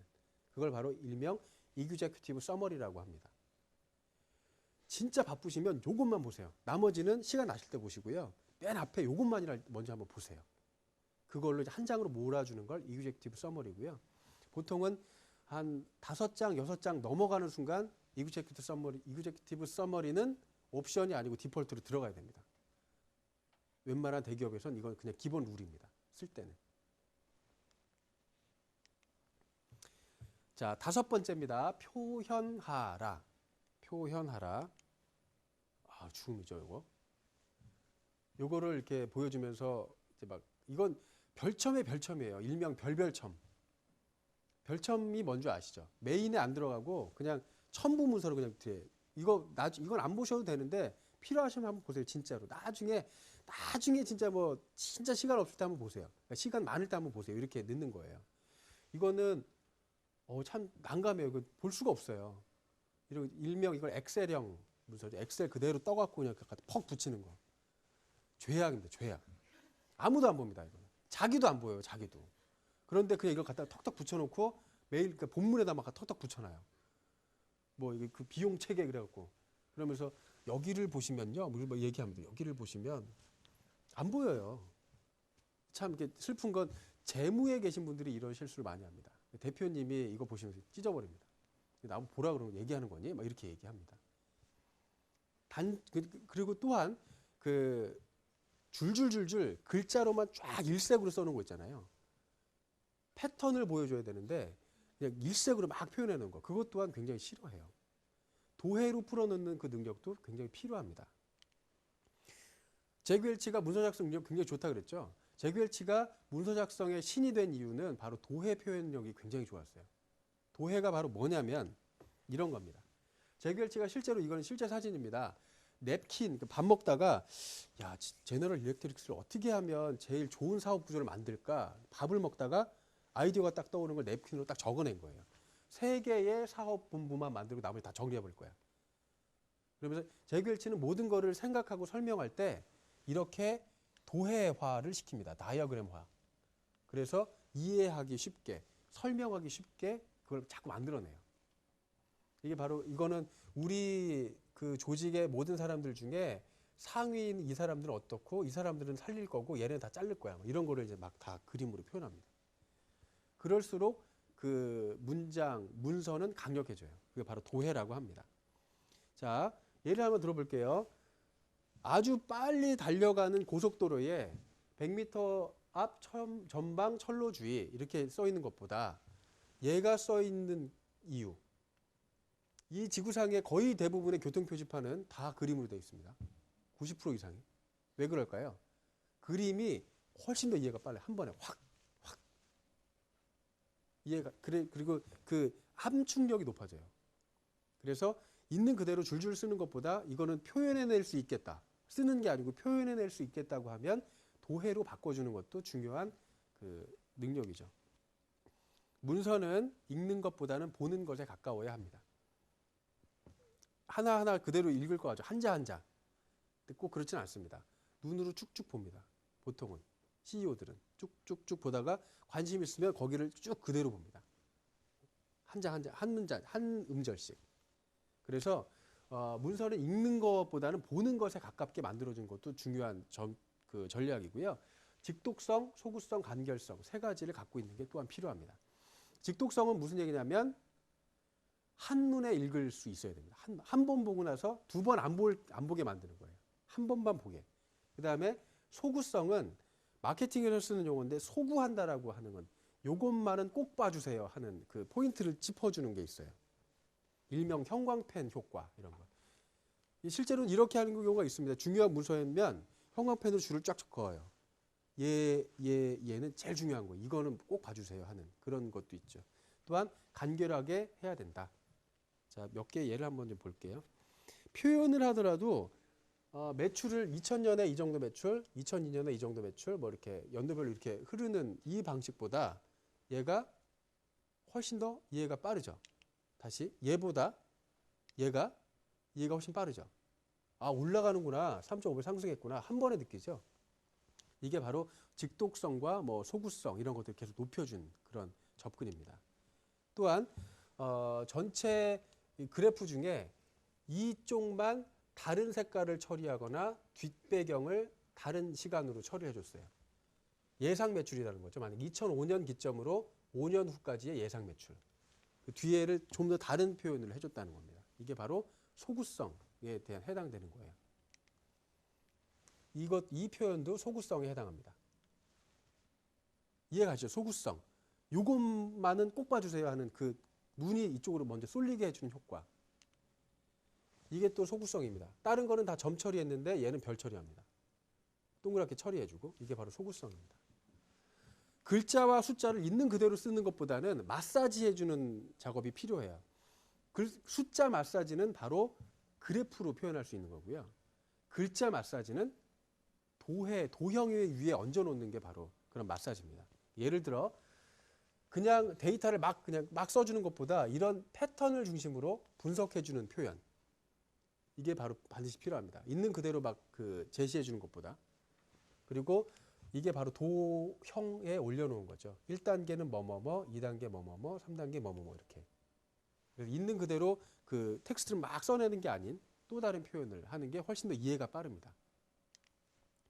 또한 클락 라인이라는 게 있어요.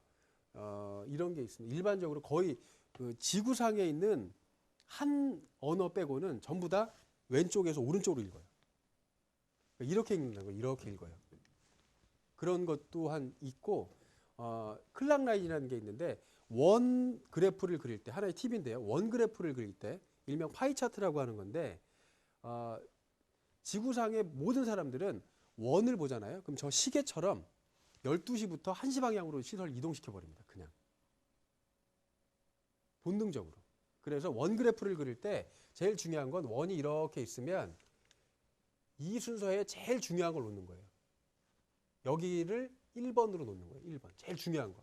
제일 소구되어야 하는 거를 놓는 겁니다. 그게 바로 클락 라인이라고 하는 거고요. 또한 과거에서 미래로 흐르는 흐름의 그래프를 그려야 됩니다. 이거를 역행하잖아요. 여기가 미래고 여기가 과거로면 아무리 자기가 잘 얘기를 해도 그냥 CEO는 그냥 읽을 때 이대로 흘려서 읽어버려요. 그냥. 매출 떨어졌네? 아니요. 오른 겁니다. 여기 떨어졌잖아. 그게 아니고 여기가 현재거든요. 이렇게 얘기하면 안 된다는 거죠. 그냥 읽어요. 무의식적으로 이 밑에 안 읽어요, 사람들. 그렇죠? 여러분도 그러시죠? 또한 일정 수준 이상은 좋은 거의 표현을 보통 많이 합니다. 이익, 그리고 일정 수준 언더로 떨어진 건 손실, 이런 표현을 보통 많이 합니다. 그 자세한 내용, 그래프 그리는 작성법은 그 책에도 중요한 챕터들이 좀 많이 나와 있고요. 또한 문서를 쓸 때 이미지를 쓰는 경우가 있어요. 예를 들어 회사 로고나 이런 걸 쓸 때 이런 경우 참 슬픈 케이스죠. 그 회사의 로고를 짜부러뜨리지 마십시오.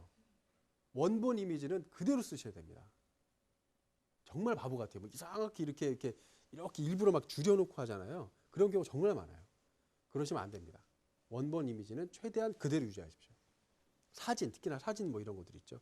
사람이 이렇게 돼 있거나 그런 경우 있잖아요. 뭐 이렇게 돼 있거나. 자, 룰 6, 편집하라를 보겠습니다. 편집하라도 재밌는 얘기인데요. 이제 호통치는 박명수 씨를 한번 써봤어요. 이러지 말란 말이야, 뭐 이런 거 있죠. 상사의 권리는 문서를 읽을 때 3가지 권리 정도를 뽑을 수 있어요. 한 번만 읽을 권리. 난 한 번만 보고 싶다. 계속 읽어봤는데 나 지금 5번 이런 얘기도 있어요. 내가 정말 5번 읽어봤거든. 근데 모르겠다. 미안하다. 다시 써와라. 이렇게 하는 경우도 많아요. 그다음에 물어보지 않을 권리. 웬만한 건 제일 중요한 질문만큼은 이 내용을 통해서 그냥 내가 해소될 수 있을 권리가 있어야 되고요. 한눈에 볼 권리도 있어야 됩니다. 한눈에 본다는 거는 그냥 쓱쓱 보면서도 중요한 게 뭔지 빨리빨리 캐치하고 더 알고 싶은 거면 그 다음에 깊게 한번 음미하면서 읽는 그럴 권리가 있어야 된다는 거죠. 그래서 제가 이제 7거지학이라고 해서 7가지 이러지 맙시다를 제가 써봤어요. 한번 보시죠. 런온 센텐스라고 하는 건데 그냥 문서를 쓰면 막 달리는 거예요. 그냥 막 타이핑을 막 달리는 거예요. 주절주절 길게. 사족이라는 게 막 들어가죠. 이렇게. 계륵도 아니에요. 버릴 것도 아니고 가지기도 애매하고 그런 게 아니에요. 다 버려야 될 건데 사족들이 막 난무하는 그런 문장 아주 안 좋습니다. 네. 그래서 중요한 거는 keep it simple and short, stupid and short 이런 얘기가 있습니다. 키스 법칙이라고 하는데 stupid라는 단어도 여기 들어가요. 바보가 읽어도 알 정도로 써라. 짧게 써라. 단순하게 써라. 짧게 써라. 진실에서 멀어질수록 중언부언이 막 일어납니다. 실제로 우리 그 쓴 문장들 보면 이 단어 같은 건데 막 씁니다. 뭐뭐에서의 불필요한 음절도 막 써요. 중국으로부터의 회신이 왔습니다. 이거 뭐 날릴 수 있죠? 중국에서 회신이 왔습니다. 이렇게 써도 되는 거예요. 근데 실제로 우리가 쓰는 그런 그 문장들을 보면 불필요한 음절들 엄청 많아요. 나중에 여러분들은 나중에 편집 쪽에 가서는 제가 마지막으로 말씀드릴 거지만 빨간 펜 선생님이 꼭 되셔야 돼요. 내 문서 내가 막 그어가는, 내가 상사 입장을 막 그어가면 정말 창피한 게 정말 보입니다. 텍스트와 문자, 그러니까 숫자는 독자, 상사를 위해서만 써야 됩니다. 그리고 단어당 10,000원 내야 된다고 생각하는 과정에서 쓰는 게 제일 좋아요. 내가 이거 10,000원 내고 쓸 수 있을까? 10,000원 너무 센가요? 1,000원으로 하면 그래도 아깝잖아요, 그죠? 그래서 전보 치드 쓰라는 얘기가 있습니다. 전보. 여러분들 혹시 전보 쳐보셨나요? 저는 한번 해봤는데 부친 사망, 연락 요망 이거 8글자 한 글자에 돈 내요. 한 글자마다. 그러니까 지금 어저께 아버지가 아파서 예전에 뭐 저번에 이렇게 안 좋으셨잖아. 뭐 이렇게 해서 주절주절 막 그런 게 아니고요. 한 글자당 돈 내기 때문에 어떻게 해서든 핵심만 팍팍 놓고 씁니다. 부친, 위독, 연락 요망 뭐 이런 걸로 그냥 딱딱딱 씁니다. 그래도 다 알아요. 전보치드 쓰라는 얘기입니다. 제가 이거 넣은 거는 5시간짜리 킹덤이라는 영화가 있어요. 한 장의 메시지에 들어갑니다. 그죠? 웬만한 그 영화 홍보 그 포스터에 다 들어갑니다. 그냥 그 느낌이. 세상에 한 장으로 못 줄일 내용은 전혀 없어요. 안 줄이는 것 뿐입니다. 못 줄이는 게 아니고 안 줄이는 것 뿐입니다. 문장이 길어지는 걸 리던던시라고 하는데요. 예를 들어 이런 게 있습니다. 수상자의 수상소감 발표. 중복되죠? 뭐가 중복이죠? 수상자의 소감 발표라고 하면 돼요. 그죠? 각사별 대표이사 간의 교류. 이거 뭐 날릴 수 있죠? 그죠? 각 대표이사 간의 교류. 이렇게 쓸 수도 있고요. 예를 들어 퓨처 플랜. 이거는 동일한 뉘앙스가 같이 2개가 다 살아 있는 거예요. 퓨처하고 플랜하고 같은 개념이에요. 그냥 플랜 써도 돼요. end result. 이것도 같은 개념입니다. 실제로 우리가 쓰는 비즈니스의 그 단어들 굉장히 많아요. 이런 게 막 중복되는 것들이. 그래서 극복하는 방법은 제일 중요한 거 빨간 펜 들고요. 막 치세요. 야, 이거 중복이잖아. 그러니까 제일 좋은 방법은 상사 흉내 내면서 치세요. 그럼 정말 재밌어요.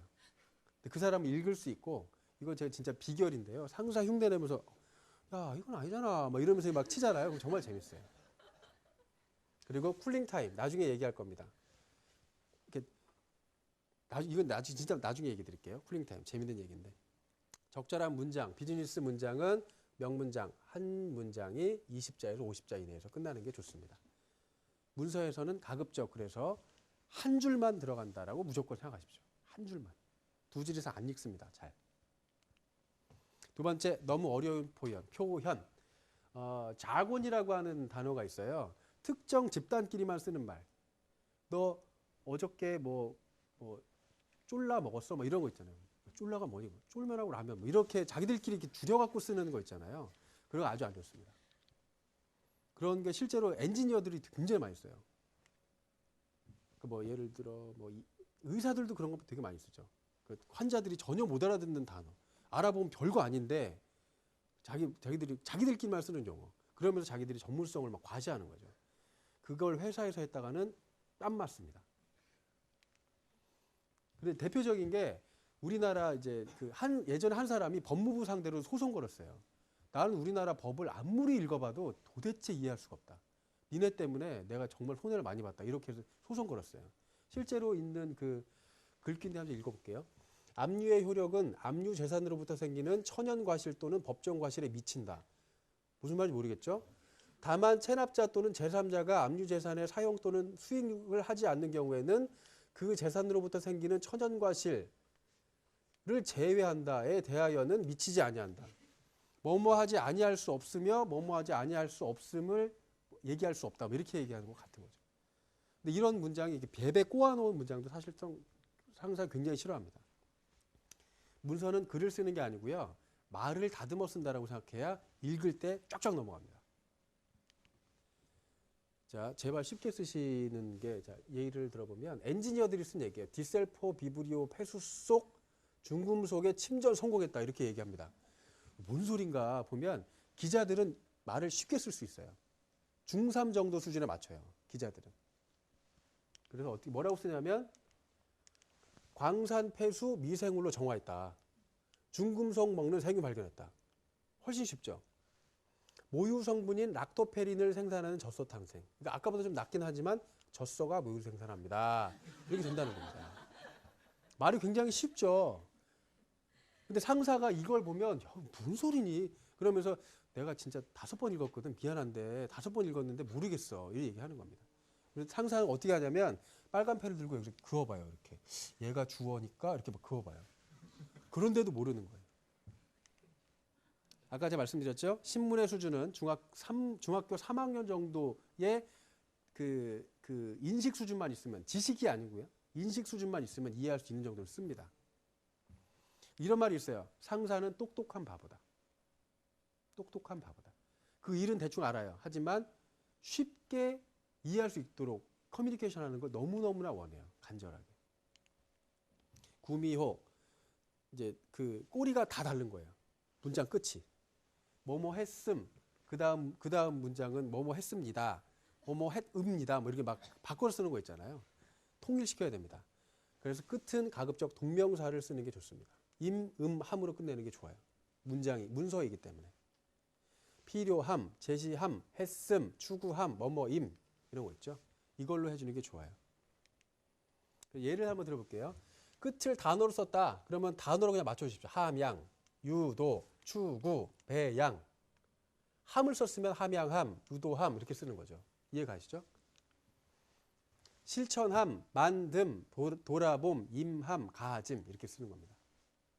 이걸 다 다르게 쓰면 막 읽는 사람으로 하여금 뭔가 불편하게 느껴요. 또한 끝에를 맞춰주는 것도 좋은 방법이긴 해요. 라임을 준다는 거 하거든요. 라임이 뭔지 아시죠? 그 랩이나 이런 거 할 때 이렇게 끝을 똑같이 넣어주는 거. 그러면서 리듬을 부여합니다. 리듬감. 그러니까 보는 눈으로 하여금 시원함을 느끼고 깔끔함을 느끼게 해주는 리듬감을 줍니다. 또 자, 가급적이면 책이나 이런 걸 어쩔 수 없지만 얘네를 죽이지 마세요.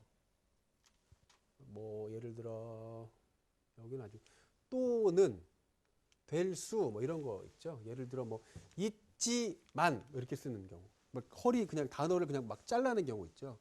그렇게 가면 어떤 현상이 일어나냐면 눈이 쭉 읽다가 여기서 바로 여기 이어지지 못해요. 쭉 읽다가 여기 왔다가 다시 한번 읽다가 또 가요. 단어를 맞추기 위해서. 그러면 시간이 더 오래 걸립니다. 이해 가시죠? 어떤 얘기인지. 들여쓰기가 없는 문장 한번 보시죠. 시선은 이렇게 움직입니다. 이렇게 흘러갑니다. 보통은. 그렇기 때문에 안쪽으로 들어갈수록 이 위계가 작아진다라고 느껴요. 위계가. 대항목, 소항목, 중항목 이렇게 있잖아요. 그게 안쪽으로 들어갈수록 항목이 떨어진다라고 느낍니다. 그래서 이게 들여쓰기하고 줄간격 하나도 조정하지 않은 거예요. 자, 얘하고는 간격이 좀 인터벌이 커야겠죠. 그 다음에 안쪽으로 하나씩 치고 들어가야 됩니다. 그래야 1번 아래 소1, 소2 이렇게 된다라는 걸 느낍니다. 그래서 사람이 눈이 시원하게 느껴요. 이렇게 치면. 촘촘하지 않고. 자, 그다음 6번. 특이한 서체를 쓰지 마십시오. 산돌, 광수체 이런 거 쓰지 마십시오. 명조 계열을 쓰는 게 좋아요. 산돌, 광수체는 아주 안 좋습니다. 그러니까 엽서체 이런 거 있잖아요. 그런 거 쓰면 제가 상사하면 그 교정의 여지가 없습니다. 다시 하세요. 이렇게 다 바로 나오죠.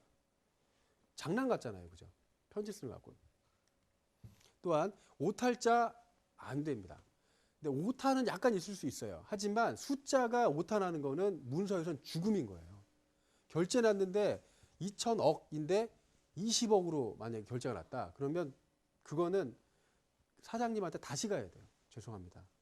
수정도 안 돼요. 그렇게 하면. 숫자에서 오타가 난 거는 보다가도 이거 맞아? 이런 느낌이 확 드는 겁니다. 숫자는 작성자의 마지막 남은 자존심입니다. 숫자 틀린 건 창피해야 돼. 이게 느껴야 돼요. 오타는 뭐 간혹 나올 수 있긴 합니다. 아까 제가 말씀드린 것처럼 오타는 이 세상에 이 지구가 멸망하더라도 바퀴벌레와 오타는 살아있다. 자기 눈에 안 보입니다. 그럼 진짜 중요한 문서는 그래서 옆에 동료한테 보여줘요. 저는. 한번 잡아줘라. 그러면 남의 건 정말 잘 보여요. 야 이거 스페이스바 2번 먹혔다. 이러고 다 잡아냅니다. 남의 눈을 한번 이용해 보시는 것도 중요한 방법이고요. 이게 실제로 있었던 얘기인데요. 예전에는 그 서예로 북글씨를 썼잖아요. 먹물로. 대황이라고 이렇게 그 황제라고 표현해야 되는데 족자를 잘못 말다가 들 말른 상태에서 마른 거예요. 여기에 점이 찍히면서 황제를 개로 만드는 거예요. 바로 참수형 당했습니다. 몇 개 보여드릴게요. 자, 굉장히 이제 신뢰도가 확 떨어지죠. 대통령, 노바다. 이제 얘네들 안 들어요. 이 가수들의 몸동작이나 노래 안 듣고요. 계속 여기를 봅니다. 이렇게 됩니다. 수원 220.4도 이렇게 나오죠. 그러면 이걸 보는 순간 서울 아까 19도라 그러나 맞아? 이런 생각이 드는 거예요. 하루하루 백뱅. 언니 100명 태운. 이거 뭘까요? 인니입니다. 인니. 인도네시아를 인니라고 표현하잖아요. 최성룡 173세 70cm 29kg 이렇게 나옵니다. 자, 이제 거의 막바지입니다. 5분 내에 끝날 것 같고요. 아까도 제가 말씀드렸습니다. 그래서 신입사원들이 제일 글을 쓰면서 문서를 쓰면서 제일 아쉬워하는 게 뭐냐면 너무 이 표현을 내가 뭘로 써야 되나 어렵지도 않으면서 그 비즈니스맨들이 쓰는 그 단어를 뭘 써야 되나 이런 것들 고르는 게 너무 어려워요. 그리고 또한 예를 들어 어학연수 가면 또 제일 골치 아픈 게 레포트를 쓸 때 이 단어를 써도 되는 건지 그리고 너무너무 고민인 거예요. 진짜 이 레포트라고 하는 게 진짜 얘네들이 쓰는 단어인 건지 너무 몰라요. 그것 때문에 시간이 굉장히 오래 걸립니다. 그래서 제가 이걸 추려봤어요.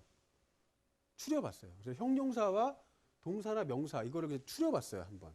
그래서 저 같은 경우에도 그냥 한번 쓰다가 간혹 무슨 단어를 쓸까 좀 애매하면 이걸 펼쳐놓고 그냥 한번 맞춰봅니다. 주기적 전개, 종합적 분류, 뭐 의도적 시도, 본격적 필요 뭐 이런 거 있잖아요. 효율적 성장, 단기적 편중, 뭐 영속적 재고 뭐 이렇게 막 이렇게 받아 저렇게 받아 해보면 그 상황에 맞는 단어를 쓸 수 있어요. 이거는 책에 있습니다. 나중에 꼭 한번 필요하실 경우가 제일 많으실 거예요. 이게 실제로 제가 지금까지 한 12년 생활하면서 제일 많이 쓰여지는 비즈니스 단어들 막 추려가지고 제가 그냥 만든 표예요. 또 하나 예전에 모셨던 이제 상무님께서 제일 싫어하는 건데 블릿 포인트라고 합니다. 이 점 찍는 거 있죠. 점 쓰고 제발 한 칸 띄워달라고 얘기합니다. 답답해 미치겠다 그럽니다. 한 칸 제발 좀 띄워라. 정말 답답해요. 실제로 보면 정말 답답해요. 아니면 이렇게 어퍼스트로피가 있잖아요. 이렇게 점 2개 들어가는 거. 그것도 제발 한 칸 띄워서 어퍼스트로피 찍고 그 다음에 한 칸 띄워서 쓰세요. 그 딱딱 붙이잖아요. 그러면 그게 있는지도 몰라요. 그걸 뭐라 그러더라? 수납한다 그러면 수납. 정보들을 수납해주면 수납의 마법은 일명 깍두기 짜주는 겁니다. 먼저. 박스 짜주고 거기다 막 집어넣는 거예요. 그러면 훨씬 더 많이 들어가죠. 바로 이게 박스의 마법입니다. 자, 그냥 쭉 쓰면 이만큼이 다 버려져요. 얘를 여기다 쓸 수도 없잖아요. 여기다 쓰고 여기다 쓸 수도 없다잖아요. 그래서 이만큼이 다 버려져요. 그래서 수납 공간을 박스로 딱 짜주면 그 안에 여기는 3-4줄만 쓰지만 아까 보시면 10줄 씁니다. 얘는. 짧아집니다. 그만큼. 이해가시죠? 그리고 혹시 박스 쓸 때도 양옆을 틔워주면 훨씬 시원하게 느껴요. 그렇죠? 약간 그런 느낌이 있습니다. 하지만 박스는 2개의 구분밖에 없을 때 박스를 쓰면 더 이상합니다. 또는 너무 많은 거에 박스를 막 쳐버리면 더 복잡해져요. 숫자나 표를 만들 때에는 자, 이 쉼표를 써주는 게 당연한 예입니다. 금액에 대해서는 1000단위, 2000단위, 뭐 1000단위, 뭐 100만 단위 뭐 이런 거 있잖아요. 억 단위. 그리고 비용을 쓸 때에는 예상 경비와 실제 집행 경비 이걸 비교해 주는 것도 예이고요. 수치 정렬은 오른쪽 정렬이 좋습니다. 왜냐하면 이렇게 하면 어느 금액이 제일 많은 건지 잘 몰라요. 한번 쭉 봐야 알아요. 근데 오른쪽 정렬하면 제일 많이 튀어나온 놈부터 보기 시작합니다. 그리고 제일 앞에 있는 게 높은 것부터 얘가 돈 제일 많이 들었구나. 이거를 먼저 딱 파악하기 때문에 오른쪽 정렬을 시켜주는 게 예입니다. 마지막 검토하라. 따뜻한 문서를 상세하게 바로 가지고 가지 마라. 이게 무슨 뜻일까요? 프린팅해서 들고서 그냥 가잖아요. 그럼 혼납니다. 진짜 혼나야 됩니다. 그런 경우는. 이 화면에서 보는 것과 출력해서 보는 거는 느낌이 완전 달라요. 그리고 그때부터 오타가 막 보이기 시작하고 편집 안 된 상태가 막 보입니다. 그래서 저는 후배들한테도 늘 얘기해 줍니다. 너 혹시 봤니? 가지고 이거 혹시 뽑고서 혹시 봤니? 그러고 나서 이제 얘기를 해줍니다. 이거는 이렇게 해야 될 것 같고 이렇게 얘기해 줍니다. 뽑고 나서 꼭 한번 보십시오. 그리고 일명 그걸 이제 쿨링 타임이라고 하고요. 빨간 펜 선생님이 한번 되셔야 돼요. 그리고 꼭 이 생각하십시오. 내가 우리 팀장이라면 이 문서 결과에 대해서 내가 책임질 건가? 질 수 있을 정도의 수준으로 썼는가? 그 다음에 내가 팀장이라면 이 문서를 그 위에 임원한테 들고 들어갈 수 있을 것인가? 라고 생각하면 다시 보게 됩니다. 건성건성 대충 쓰지 않게 됩니다. 이 생각하는 후배들이 제일 이쁜 후배들이에요. 팀장들은. 기댈 수 있는 후배가 되는 거죠. 끌어주고 싶은 후배이지만 기댈 수 있는 후배들. 제3자 입장으로 보십시오. 책을 써도 탈고의 시간이 제일 힘들어요. 이게 맞는가? 저게 맞는가? 이 표현이 맞는가? 저 표현이 맞는가? 그래서 read with a pencil. 빨간 펜 선생님이 이때부터 되셔야 됩니다. 과감하게 팀장님 흉내내면서 막 해보세요. 교정을. 그러면 그때부터 또 다른 한 축이 보입니다. 그래서 쿨링타임의 관점은 지금까지 제가 쭉 설명드렸던 그 내용들이 이렇게 펼쳐져 있고요. 이러한 관점으로 질문을 이제 좀 합니다. 어떤가, 그런가? 예를 들어 몇 개만 설명할게요. 본건에 대해서 상사가 얼마나 알고 있으며 그 정도 관여가 있었는가 했을 때 답변. 많이 알고 있으면 양을 줄이고요. 적게 알고 있으면 별첨을 늘리는 겁니다. 적게 알고 있으면 양을 늘리가 아니에요. 별첨을 늘려라. 이런 겁니다. 이 내용들은 여러분들 책 맨 뒤에를 보시면 그 Q&A 리스트들이 다 있습니다. 그래서 절대로 문서는 출력했다 끝나는 게 아닙니다. 검토의 시간을 반드시 거쳐야 합니다. 바로 일명 쿨링 타임. 시켜서 가십시오. 시켜서. 자, 이것으로 마치도록 하겠습니다. 수고하셨습니다.